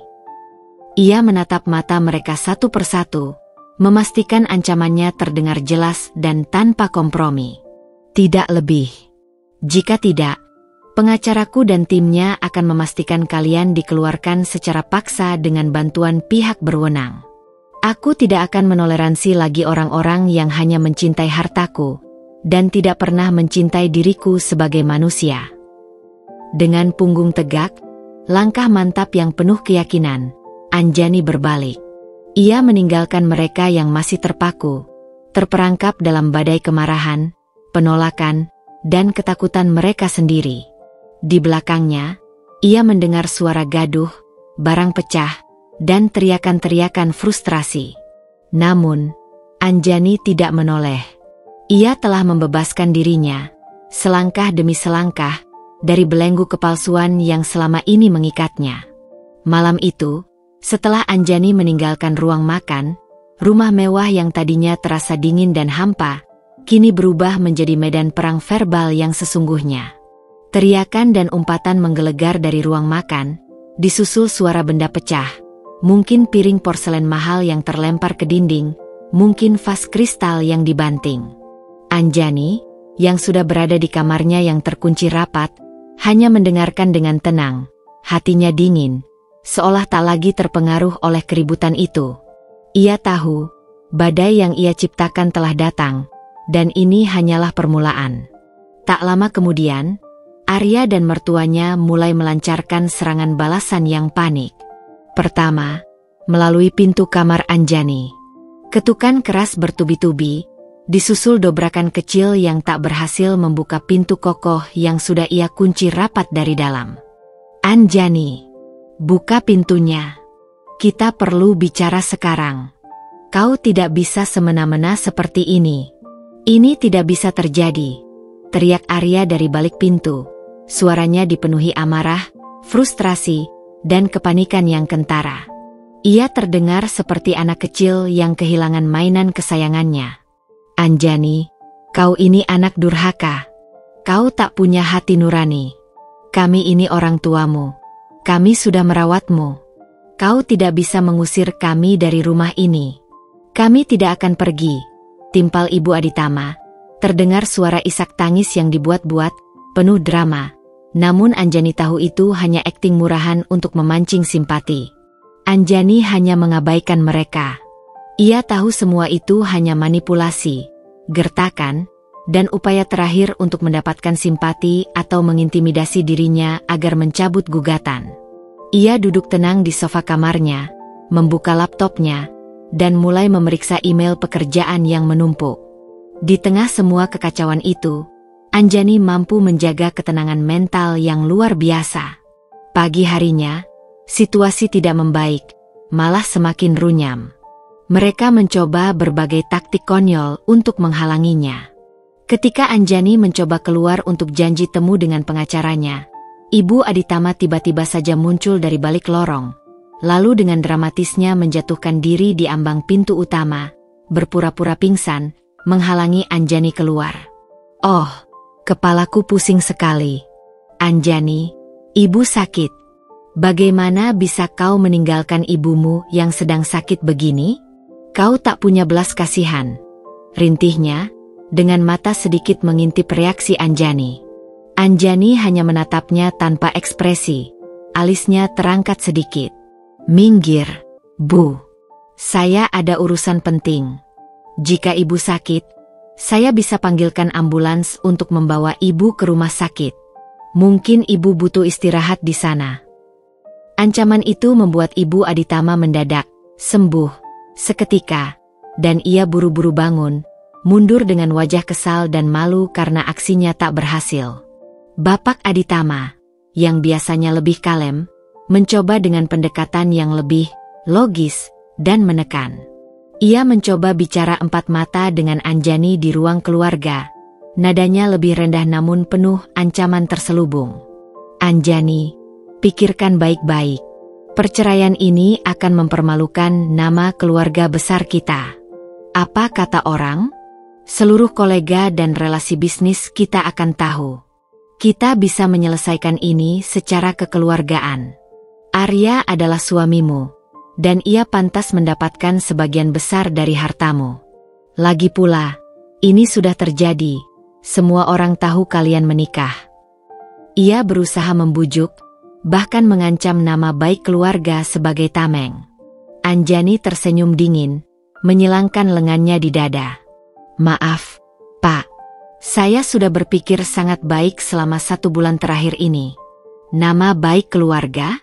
Apakah kalian memikirkan nama baik saya saat menghina saya setiap hari, menyebut saya benalu dan pembawa sial? Arya berhak atas apa yang ia perjuangkan sendiri, dengan keringatnya. Bukan apa yang ia harap dapat dari saya, dari harta yang saya bangun sendiri. Anjani menjawab dengan tegas, tanpa celah. Arya sendiri mencoba taktik yang lebih pribadi dan emosional, namun gagal total. Ia mengirimkan puluhan pesan singkat bertubi-tubi kepada Anjani. Pesan-pesan itu berisi permohonan maaf palsu yang berubah-ubah, janji-janji manis yang tak bisa dipercaya, hingga ancaman terselubung. Sayang, aku tahu aku salah. Aku cinta kamu. Tolong jangan cerai. Kita bisa perbaiki ini. Beri aku kesempatan kedua. Lalu, beberapa menit kemudian, setelah tak mendapat balasan, ia mengirimkan pesan lain yang penuh ancaman. Anjani, kalau kau tetap nekat, aku akan pastikan reputasimu hancur. Kau akan menyesal seumur hidupmu. Jangan salahkan aku jika nanti semua orang memandangmu sebagai janda jahat. Anjani hanya membaca pesan-pesan itu tanpa perasaan, nyaris tanpa emosi. Ia tahu, ini adalah bagian dari kepanikan mereka. Mereka tidak bisa menerima kenyataan bahwa sumber kekayaan mereka akan lenyap, dan bahwa mereka harus menghadapi konsekuensi pahit dari perbuatan mereka sendiri. Mereka terus menelepon kerabat jauh, menyebarkan cerita versi mereka yang terzalimi, mencoba mendapatkan dukungan dan simpati dari lingkaran sosial mereka, bahkan mencoba menghubungi beberapa media gosip untuk memutarbalikkan cerita. Sore harinya, Bu Karina menelepon Anjani. Bu Anjani, pihak suami Anda sudah menghubungi saya berkali-kali. Mereka menolak keras gugatan ini dan menganggapnya tidak berdasar. Mereka juga menolak perintah pengosongan rumah dan mengklaim sebagai pemilik sah karena pernikahan. Mereka mengancam akan melawan habis-habisan dan menuntut balik Anda atas pencemaran nama baik. Mereka bahkan sudah mencoba menghubungi beberapa rekan media untuk memutarbalikkan cerita dan menjatuhkan nama Anda. Saya sudah menduga semua itu, Bu Karina, jawab Anjani dengan tenang. Saya sudah siap dengan semua itu. Saya punya semua bukti yang valid. Biarkan saja mereka bertindak.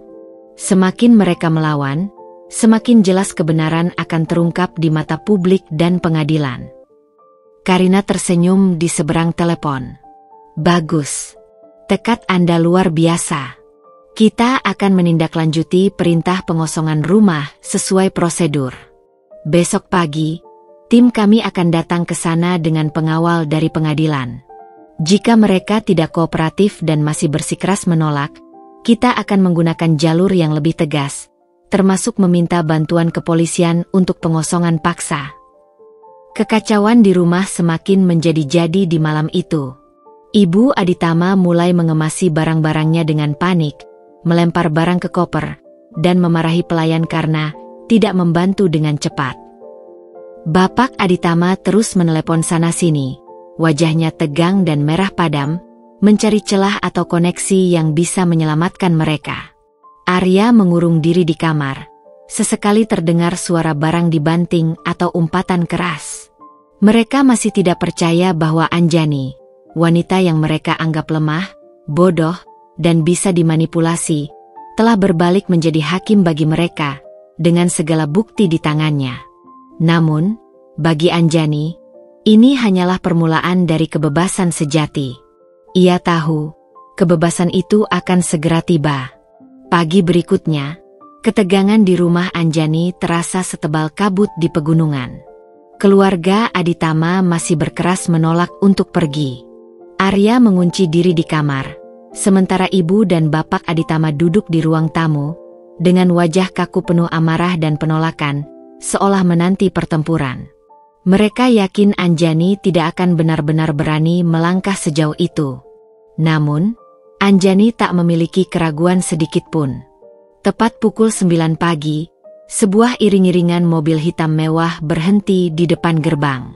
Dari dalamnya, turunlah Bu Karina Wijaya, didampingi 2 orang pengacara senior lain, dan yang paling mencolok, 2 orang petugas dari pengadilan yang mengenakan seragam resmi, serta beberapa orang berseragam keamanan swasta.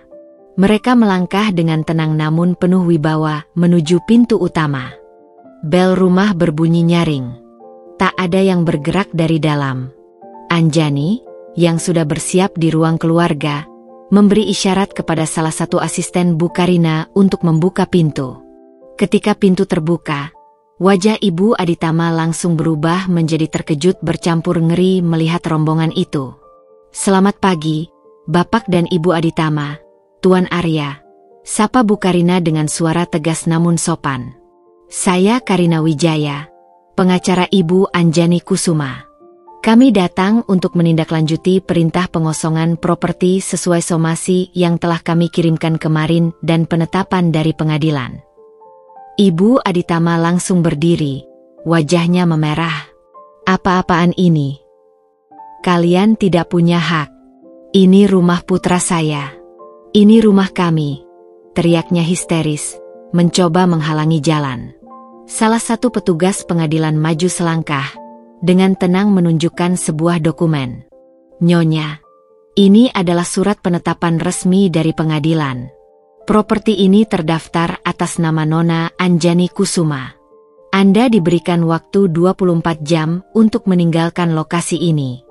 Karena batas waktu telah habis dan Anda belum juga pergi, kami memiliki wewenang untuk melakukan pengosongan." Bapak Aditama, yang tadi diam, kini melangkah maju. "Ini tidak adil. Kami akan melawan. Kami akan tuntut kalian." "Silakan, Tuan Aditama," jawab Bu Karina datar. "Namun untuk saat ini, mohon kooperatif. Jika tidak, kami terpaksa harus mengambil tindakan yang lebih tegas." Saat itulah, Arya keluar dari kamarnya, wajahnya kusut dan pucat. Ia melihat rombongan itu dan seketika panik. "Anjani, apa yang kau lakukan ini? Ini keterlaluan. Kau mau mempermalukan kita semua." Anjani maju selangkah, menatap langsung mata Arya. "Ini bukan tentang mempermalukan, Arya. Ini tentang keadilan dan martabat. Kalian sendiri yang telah memilih jalur ini. Kalian diberi kesempatan, tapi kalian memilih untuk menolaknya." Tim dari Lex Aeterna mulai bergerak. Beberapa orang dari keamanan swasta mulai memeriksa sudut-sudut rumah, sementara asisten pengacara mendokumentasikan semuanya. Ibu Aditama menjerit dan mencoba menghalangi mereka, namun dihentikan dengan lembut namun tegas oleh salah satu pengawal. Bapak Aditama mencoba menelepon sana-sini, namun tampaknya tidak ada yang bisa membantunya di detik-detik genting ini. Arya, dengan putus asa, mencoba mendekati Anjani lagi. "Sayang, tolong. Kita bisa bicarakan ini baik-baik. Jangan begini. Aku berjanji akan berubah. Aku mencintaimu." Air mata buaya mulai membasahi pipinya. Anjani hanya menggelengkan kepala. "Terlambat, Arya.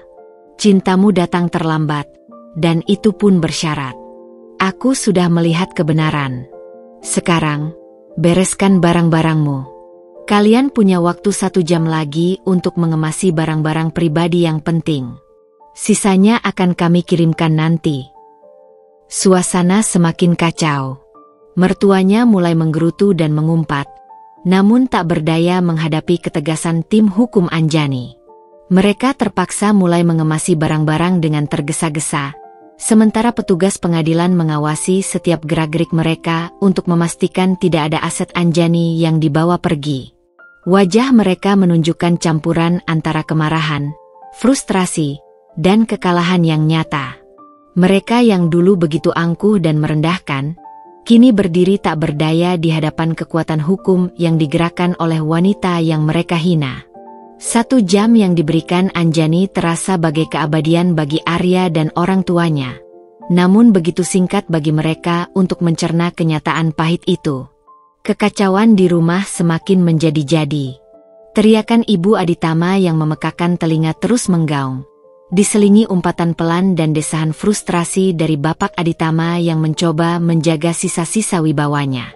Arya, yang tadinya mengurung diri di kamarnya, akhirnya keluar dengan langkah gontai, menyeret sebuah koper besar yang tampak kelebihan muatan. Wajahnya kusut, pucat pasi, dan dipenuhi amarah serta frustrasi yang jelas terlihat. Ia tak bisa lagi menyembunyikan kekalahan telak di matanya.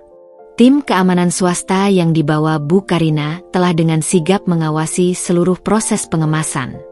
Mereka memastikan bahwa tidak ada satupun aset Anjani, mulai dari perabotan antik hingga koleksi seni, yang berpindah tangan secara ilegal. Barang-barang pribadi Arya dan kedua orang tuanya, yang tak seberapa dibandingkan dengan kemewahan yang selama ini mereka nikmati, dengan cepat dimasukkan ke dalam beberapa koper dan kardus seadanya. Pemandangan itu adalah ironi yang menyakitkan. Mereka yang selama ini hidup dalam kemewahan berkat kemurahan hati dan kerja keras Anjani, kini harus pergi dengan tangan nyaris kosong, meninggalkan jejak kemewahan yang tak lagi bisa mereka sentuh. Ayo cepat. Waktu kalian hampir habis, perintah salah satu petugas pengadilan dengan suara tegas, saat Ibu Aditama masih merengek dan mencoba menyelundupkan beberapa perhiasan atau barang-barang mewah kecil yang bukan miliknya ke dalam tas tangannya. Petugas keamanan segera menegur dan memintanya mengembalikan barang-barang itu. Ibu Aditama menatap Anjani dengan mata yang berkilat penuh kebencian. Wajahnya berkerut menahan amarah. Kau akan menyesal, Anjani. Kau akan hidup sendirian dan menderita. Kami akan pastikan nama baikmu hancur. Kami akan sebar berita tentang kejahatanmu ini. Ancamnya, suaranya parau karena emosi. Silakan coba, Bu, balas Anjani tenang, tanpa sedikit pun keraguan atau rasa takut. Ia menatap lurus ke mata Ibu Aditama. Saya sudah tidak peduli dengan apa yang akan kalian katakan atau gosipkan. Saya punya kebenaran di pihak saya, dan itu sudah lebih dari cukup untuk menghadapi segala fitnah kalian.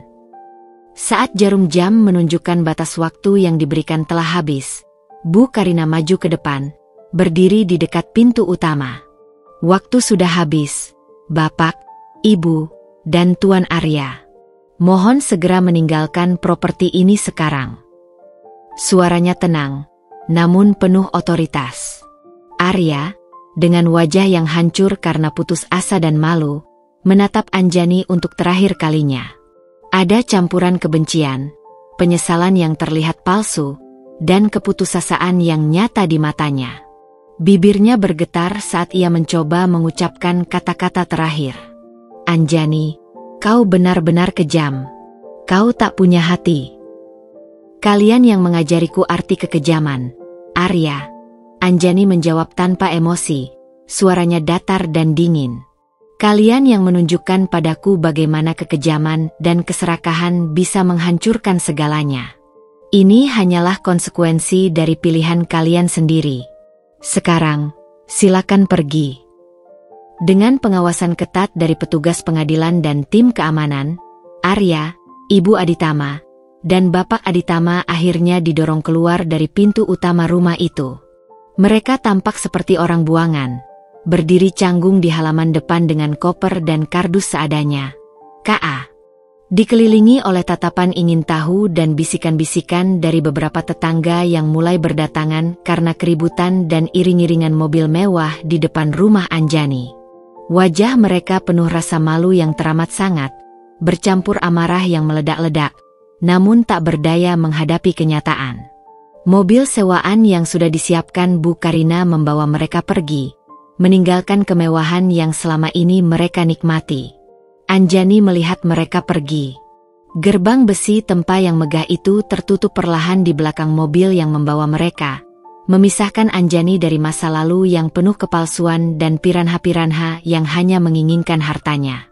Udara di dalam rumah, yang tadinya terasa sesak dan beracun oleh kehadiran mereka, kini terasa ringan dan bersih. Seketika, keheningan menyelimuti ruangan.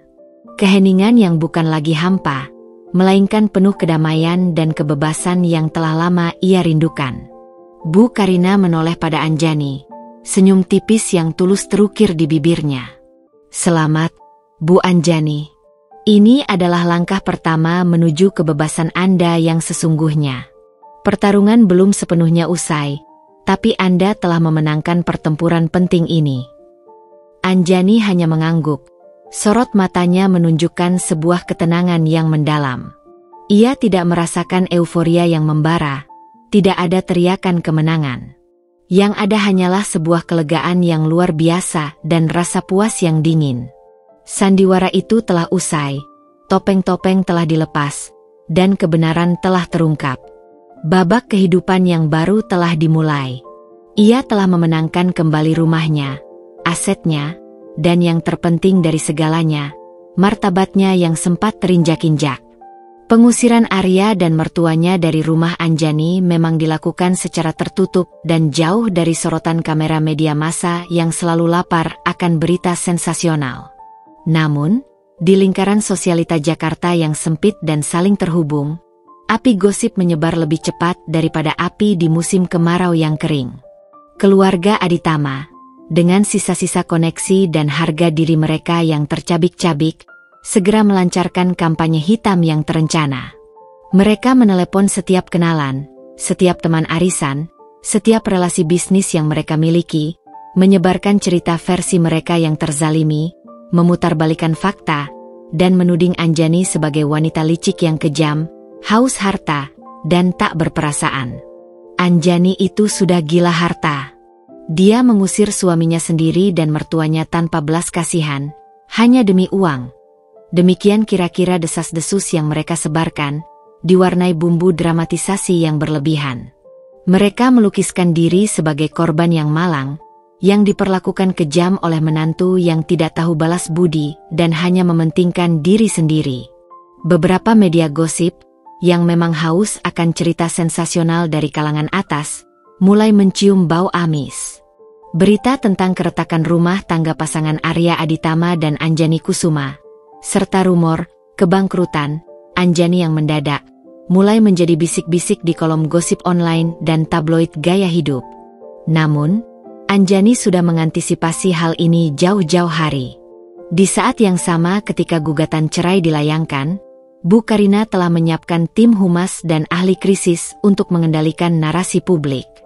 Ketika desas-desus mulai memanas dan gosip mulai bermunculan di majalah online dan akun-akun infotainment ternama, tim Bu Karina dengan sigap mengeluarkan rilis pers singkat namun padat.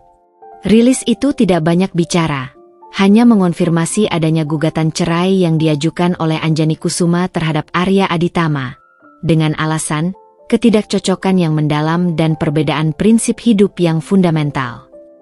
Tidak ada detail yang terlalu terbuka tentang alasan sesungguhnya, namun disisipkan kalimat penekanan yang tegas bahwa segala fitnah dan pencemaran nama baik yang beredar akan ditindaklanjuti secara hukum dengan serius. Pesan itu jelas, Anjani punya amunisi, dan dia tidak ragu untuk menggunakannya. Efeknya segera terlihat. Beberapa media yang sempat berniat memihak keluarga Aditama dan membesar-besarkan cerita versi mereka, mulai menahan diri. Mereka tahu betul reputasi Bu Karina dan kemampuan firma hukum Lex Aeterna dalam menuntut balik dengan bukti yang kuat. Publik pun menjadi bingung. Ada yang bersimpati pada keluarga Aditama yang tampak terzalimi, ada pula yang mulai bertanya-tanya dan curiga, mengingat rekam jejak Anjani yang selama ini dikenal sebagai pebisnis jujur, profesional, dan jauh dari gosip miring. Keraguan mulai menyelimuti narasi yang disebarkan keluarga Aditama. Di pengadilan, pertarungan dimulai dengan intensitas yang sama, bahkan lebih. Pihak Arya diwakili oleh pengacara mereka yang namanya kurang terkenal dibandingkan Bu Karina, berusaha keras untuk membantah gugatan Anjani. Mereka bersikeras bahwa perceraian itu tidak berdasar, bahwa Anjani hanya mencari keuntungan dengan menciptakan drama, dan bahwa aset-aset yang ia miliki seharusnya dibagi rata sebagai harta gonogini karena telah dibangun bersama selama pernikahan. Mereka bahkan mencoba mempertanyakan kewarasan Anjani dan validitas bukti-bukti yang ia miliki, menuduh Anjani telah memanipulasi rekaman. Namun, Bu Karina adalah lawan yang tangguh dan cerdik. Dengan tenang dan sistematis, ia mulai membeberkan bukti yang telah dikumpulkan Anjani. Pada sidang pertama, ketika beberapa rekaman audio yang berisi penghinaan ibu dan bapak Aditama diputar di ruang sidang, ekspresi terkejut terlihat jelas di wajah hakim dan panitera yang menyimak dengan serius. Suara ibu Aditama yang melengking menghina Anjani, dan suara bapak Aditama yang menyalahkan Anjani atas kemiskinan mereka, terdengar jelas dan tak terbantahkan. Kemudian, rekaman video yang menunjukkan Arya bersikap acuh tak acuh, mengatakan ia akan mencari jalan lain dari Anjani karena dianggap tidak menguntungkan, serta momen saat ia membawa wanita lain ke rumah, diputar. Ekspresi Arya dan kedua orang tuanya, yang hadir di persidangan dengan wajah angkuh, berubah dari pucat pasi menjadi merah padam karena marah dan malu tak terkira. Mereka saling pandang panik, tak menyangka Anjani memiliki semua itu. Mereka mencoba membantah dengan keras, berteriak, dan mengklaim rekaman itu dimanipulasi. Namun kualitas video yang jernih dan catatan waktu yang akurat membuat bantahan mereka terdengar hampa dan tak berdasar. Bu Karina menatap mereka dengan tatapan dingin, lalu kembali menatap hakim. Yang mulia hakim, semua bukti ini menunjukkan pola perlakuan tidak menyenangkan yang sistematis, pengabaian, dan motif materialistis yang jelas dari pihak tergugat. Klien kami, Ibu Anjani Kusuma, telah hidup dalam lingkungan yang sangat tidak sehat dan merugikan secara psikologis selama berminggu-minggu, demi mengungkap kebenaran ini. Anjani duduk di samping Bu Karina, merasa sebuah beban berat terangkat dari pundaknya. Ia tidak lagi peduli dengan apa yang orang lain katakan di luar sana.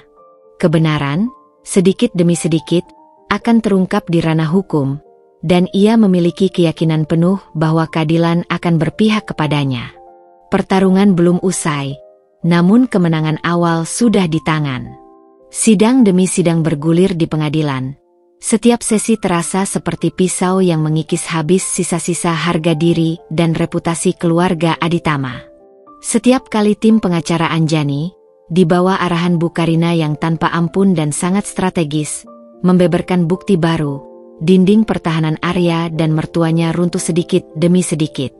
Rekaman audio percakapan di ruang makan yang merekam jelas penghinaan ibu dan bapak Aditama terhadap Anjani, potongan video Arya yang acuh tak acuh dan memaki Anjani di depan pelayan, hingga bukti digital berupa pesan singkat dan email yang menunjukkan pengabaian serta keserakahan mereka, semuanya disajikan dengan rapi, sistematis, dan tak terbantahkan. Pengadilan, yang awalnya mungkin merasa simpati dengan cerita keluarga Aditama yang terzalimi, kini mulai melihat gambaran yang jauh lebih suram dan keji.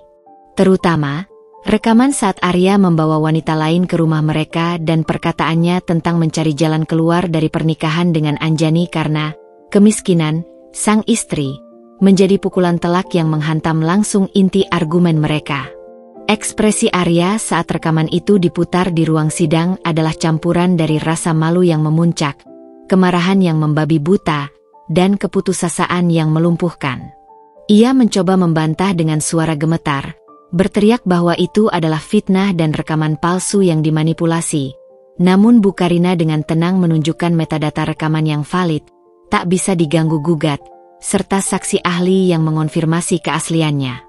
Fakta berbicara lebih keras dari segala sanggahan mereka. Kejadian di pengadilan itu, terutama cuplikan rekaman yang sangat dramatis, mulai bocor ke media secara terbatas. Berbeda dengan kampanye hitam yang dilancarkan keluarga Aditama yang tidak berdasar dan penuh rumor, bocoran dari persidangan ini datang dari sumber yang kredibel dan didukung oleh fakta-fakta yang sulit dibantah. Berita utama di portal berita online dan tabloid hiburan mulai berubah drastis. Yang tadinya mengisyaratkan perceraian sensasional pasangan elit, kini mulai menyoroti sifat asli keluarga Aditama dan drama di balik tirai kemewahan yang ternyata busuk. Tagar Anjani bukan bangkrut, ujian mertua, dan palsu terungkap mulai viral di media sosial. Netizen yang awalnya percaya pada narasi keluarga Aditama yang terzalimi, kini berbalik arah 180 derajat setelah melihat cuplikan-cuplikan rekaman yang sengaja disebarkan secara anonim oleh tim Humas Bukarina untuk mengendalikan narasi. Komentar-komentar pedas dan caci maki mulai membanjiri akun media sosial Arya dan keluarganya. Reputasi mereka, yang selama ini dibangun di atas pondasi kekayaan, status sosial, dan citra sempurna, kini hancur lebur dalam sekejap. Dampak dari pengungkapan ini tidak hanya berhenti pada reputasi sosial. Pekerjaan Arya di bank investasi ternama mulai terancam serius. Klien-kliennya mempertanyakan integritasnya. Bahkan ada beberapa yang menarik dana investasi mereka karena tidak ingin berbisnis dengan individu yang tercoreng skandal. Rekan-rekan kerjanya mulai menjaga jarak, khawatir terseret dalam skandal yang berpotensi merusak karir mereka sendiri. Lingkaran sosial Arya yang tadinya luas kini menyempit drastis. Bisnis-bisnis keluarga Aditama yang lain juga merasakan dampaknya. Beberapa investor besar mulai menarik dana, kontrak-kontrak penting dibatalkan, dan penawaran kerjasama yang sebelumnya sudah di depan mata mendadak hilang.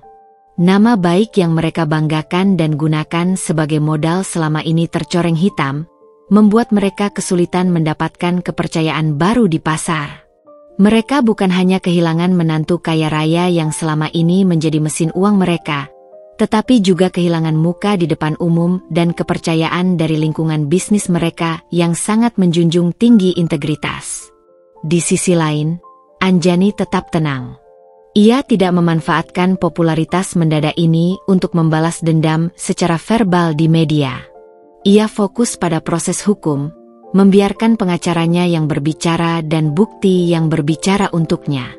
Setiap kemenangan kecil di pengadilan adalah validasi atas keputusannya. Ia melihat kehancuran mereka, bukan dengan rasa balas dendam yang membara atau euforia yang berlebihan, melainkan dengan ketenangan yang dingin. Mereka telah menuai apa yang mereka tanam, dan Anjani hanya menjadi saksi dari konsekuensi perbuatan mereka sendiri. Arya, ibu, dan bapak Aditama tampak semakin kurus, wajah mereka cekung, dan stres setiap kali muncul di pengadilan. Raut wajah mereka selalu diliputi kemarahan yang tak berdaya dan keputusasaan yang nyata. Mereka telah mencoba menghubungi Anjani berkali-kali melalui berbagai cara, pesan singkat, telepon, bahkan perantara, untuk berdamai dan membicarakan semuanya di luar pengadilan, mencoba menawarkan kesepakatan damai yang dulu mereka tolak mentah-mentah. Namun, Anjani selalu menolak tegas. Pintu untuk rekonsiliasi sudah tertutup rapat. Mereka telah melewati batas yang tidak bisa diampuni.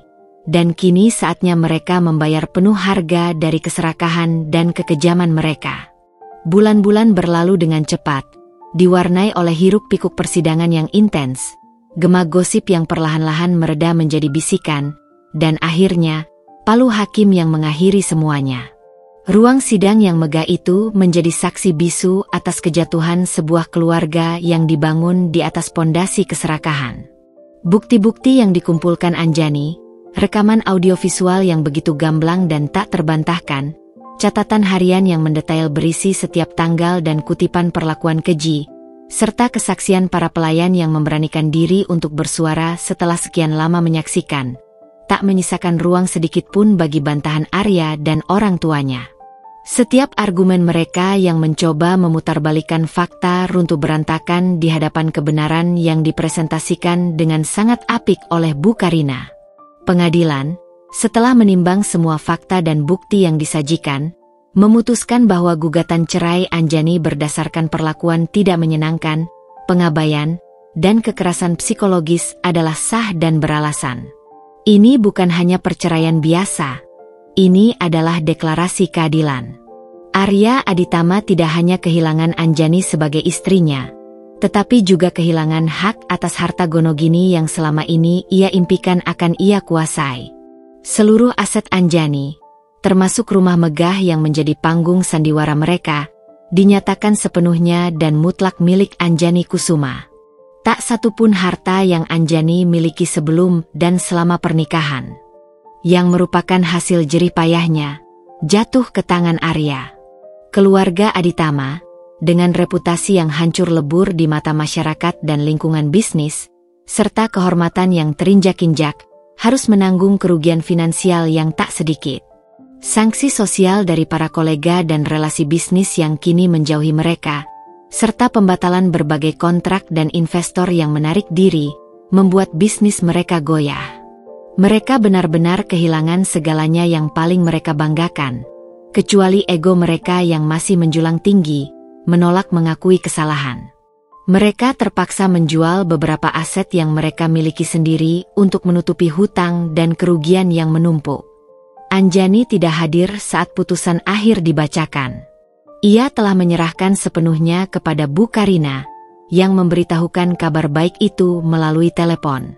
Di ujung telepon, Anjani mendengar suara Bu Karina yang penuh kemenangan. Namun Anjani sendiri hanya merasakan kelegaan yang luar biasa. Di sisi lain, Arya dan kedua orang tuanya, yang hadir di persidangan, tampak hancur. Wajah mereka pucat pasi dan tatapan mata kosong. Mereka mencoba mengajukan banding, namun tanpa dasar yang kuat dan dukungan publik yang minim. Karena kebenaran telah menyebar, upaya itu sia-sia. Kejatuhan mereka menjadi berita utama di mana-mana. Sebuah kisah peringatan tentang keserakahan yang membutakan dan konsekuensi dari perlakuan keji. Setelah putusan ingkrah, Anjani mengambil jeda panjang dari segala kesibukannya. Ia tak lagi disibukkan oleh jadwal rapat yang padat, tuntutan sosial, atau drama keluarga yang menguras energi. Ia fokus pada penyembuhan dirinya sendiri.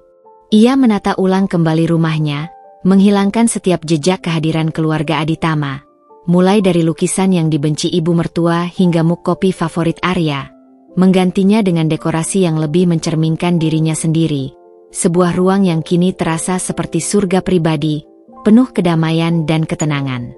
Ia menghabiskan waktu dengan teman-teman dekatnya yang tulus mendukungnya selama masa sulit ini, memperkuat ikatan persahabatan yang jauh lebih berharga daripada kekayaan. Ia bepergian ke tempat-tempat yang selalu ingin ia kunjungi namun tak pernah punya waktu, menikmati setiap momen kebebasan yang baru ia rasakan. Yang terpenting, ia kembali menemukan dirinya. Ia menemukan kembali hobi lamanya, melukis, yang sempat terabaikan. Ia menghabiskan berjam-jam di studionya, menuangkan emosi dan pemikirannya ke atas kanvas, sebuah bentuk terapi yang menenangkan jiwanya. Ia tidak merasakan dendam yang membara atau kepuasan yang meledak-ledak melihat kehancuran mereka. Yang ada hanyalah sebuah ketenangan yang mendalam, sebuah rasa lega karena telah membebaskan diri dari belenggu. Ia telah mendapatkan kembali martabatnya, membebaskan diri dari belenggu kepalsuan, dan membuktikan pada dirinya sendiri bahwa ia tidak membutuhkan siapapun untuk menjadi utuh. Ia telah belajar bahwa cinta sejati tidak pernah bersyarat, dan ia layak mendapatkan lebih dari sekadar kontrak bisnis berlabel pernikahan. Luka-luka itu memang masih ada, tetapi kini ia tahu bagaimana merawatnya, bagaimana menjadikannya sebagai pengingat akan kekuatannya. Suatu sore, beberapa bulan setelah putusan, Anjani duduk di teras belakang rumahnya yang menghadap ke taman, menyeruput teh hangat sambil menikmati hembusan angin sejuk yang membawa aroma melati. Ia membuka tabletnya, dan melihat beberapa berita terbaru tentang Arya dan keluarganya yang sempat viral. Mereka dikabarkan terpaksa menjual aset tersisa mereka, termasuk properti liburan di Bali dan beberapa koleksi mobil mewah, untuk menutupi hutang dan tunggakan. Arya sendiri, setelah diberhentikan dari pekerjaannya di bank investasi, kesulitan mencari pekerjaan lain karena reputasinya yang hancur. Ibu dan bapak Aditama dikabarkan jatuh sakit, stres berat karena kehilangan segalanya. Mereka kini hidup jauh dari kemewahan yang dulu mereka agungkan, menumpang di rumah kerabat jauh yang juga mulai enggan menerima mereka. Anjani hanya tersenyum tipis. Tidak ada kesedihan, tidak ada kegembiraan berlebihan. Hanya sebuah kesadaran bahwa hidup, pada akhirnya, akan selalu menemukan keseimbangan dan keadilan. Anjani Kusuma, seorang wanita yang pernah diuji oleh keserakahan dan kepalsuan dalam bentuk yang paling pribadi, kini berdiri tegak sebagai simbol kekuatan, ketegasan, dan kebebasan. Ia telah menemukan kembali kebahagiaannya, bukan dari harta yang berlimpah, meskipun ia tetap kaya raya, melainkan dari hati yang utuh, jiwa yang merdeka, dan kebenaran yang tak terhina. Ini adalah akhir dari sebuah babak yang pahit, dan awal dari kehidupan baru yang ia ciptakan sendiri, tanpa bayang-bayang masa lalu yang menyakitkan. Sebuah hidup di mana ia adalah penguasa takdirnya sendiri. Setahun telah berlalu sejak palu hakim diketuk, mengakhiri babak pahit dalam hidup Anjani. Debu persidangan telah mereda, dan gema gosip pun sudah lama pudar, digantikan oleh cerita-cerita baru di jagat sosialita Jakarta. Anjani Kusuma, sang CEO visioner, kini telah sepenuhnya bangkit dari abu. Kebebasan yang ia raih tidak hanya berarti terbebas dari pernikahan toksik, tetapi juga kebebasan untuk mendefinisikan ulang kebahagiaannya sendiri. Ia kembali membenamkan diri dalam dunia bisnis, namun dengan semangat yang berbeda. Pengalaman pahit itu memberinya perspektif baru. Ia kini lebih selektif dalam memilih rekan kerja dan investor, menjunjung tinggi integritas di atas segalanya. Perusahaan fintech-nya tumbuh semakin pesat, melampaui semua ekspektasi. Anjani tidak lagi bekerja untuk membuktikan diri kepada orang lain, melainkan untuk merealisasikan visinya dan memberikan dampak positif. Ia meluncurkan berbagai program sosial melalui perusahaannya, fokus pada pemberdayaan perempuan dan pendidikan literasi keuangan untuk masyarakat kurang mampu, sebuah bentuk komitmennya untuk menggunakan kekayaannya demi kebaikan. Rumah megahnya, yang dulunya terasa seperti sangkar emas, kini benar-benar menjadi oase pribadi. Ia mengubah tata letak interior, menambahkan sentuhan-sentuhan seni yang ia kumpulkan dari perjalanannya, dan menciptakan suasana yang hangat, nyaman, dan personal. Ruang kerja pribadinya menjadi tempat di mana ide-ide inovatif lahir, dan taman belakangnya menjadi tempat meditasi dan refleksi. Ia sering mengundang teman-teman dekatnya, sahabat-sahabat sejati yang telah menemaninya melewati masa sulit, untuk makan malam atau sekadar berbagi cerita. Lingkaran sosialnya kini lebih kecil, namun jauh lebih berkualitas dan tulus. Hubungan dengan keluarga kandungnya, kedua orang tua Anjani, juga pulih dan menguat. Setelah semua drama, mereka menyadari betapa kerasnya Anjani berjuang dan betapa mereka telah kurang memberikan dukungan. Mereka kini menjadi pilar dukungan emosional yang tak tergoyahkan, sering mengunjungi Anjani, dan menghabiskan waktu berkualitas bersama. Anjani tidak lagi merasa sendirian. Ada yang bertanya-tanya tentang kehidupan asmaranya. Beberapa pria mapan dan baik hati mencoba mendekat, terpesona oleh karisma dan kecerdasannya.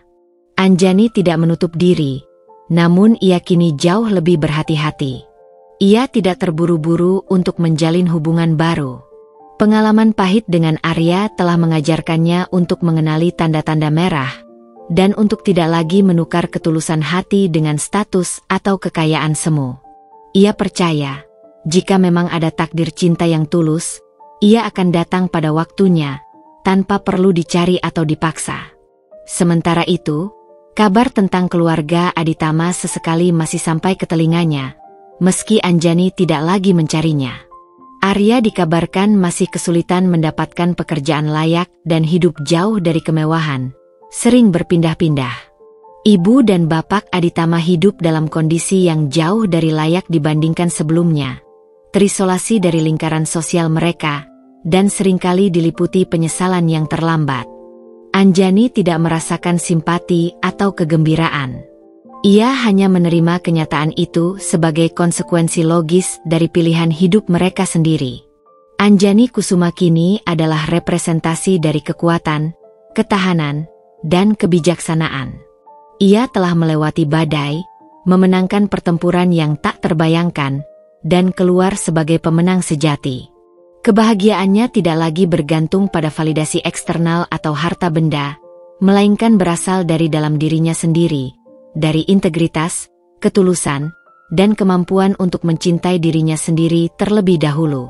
Ia telah menemukan kebebasan sejati, bukan hanya dari sebuah pernikahan, tetapi dari ekspektasi dan kepalsuan dunia.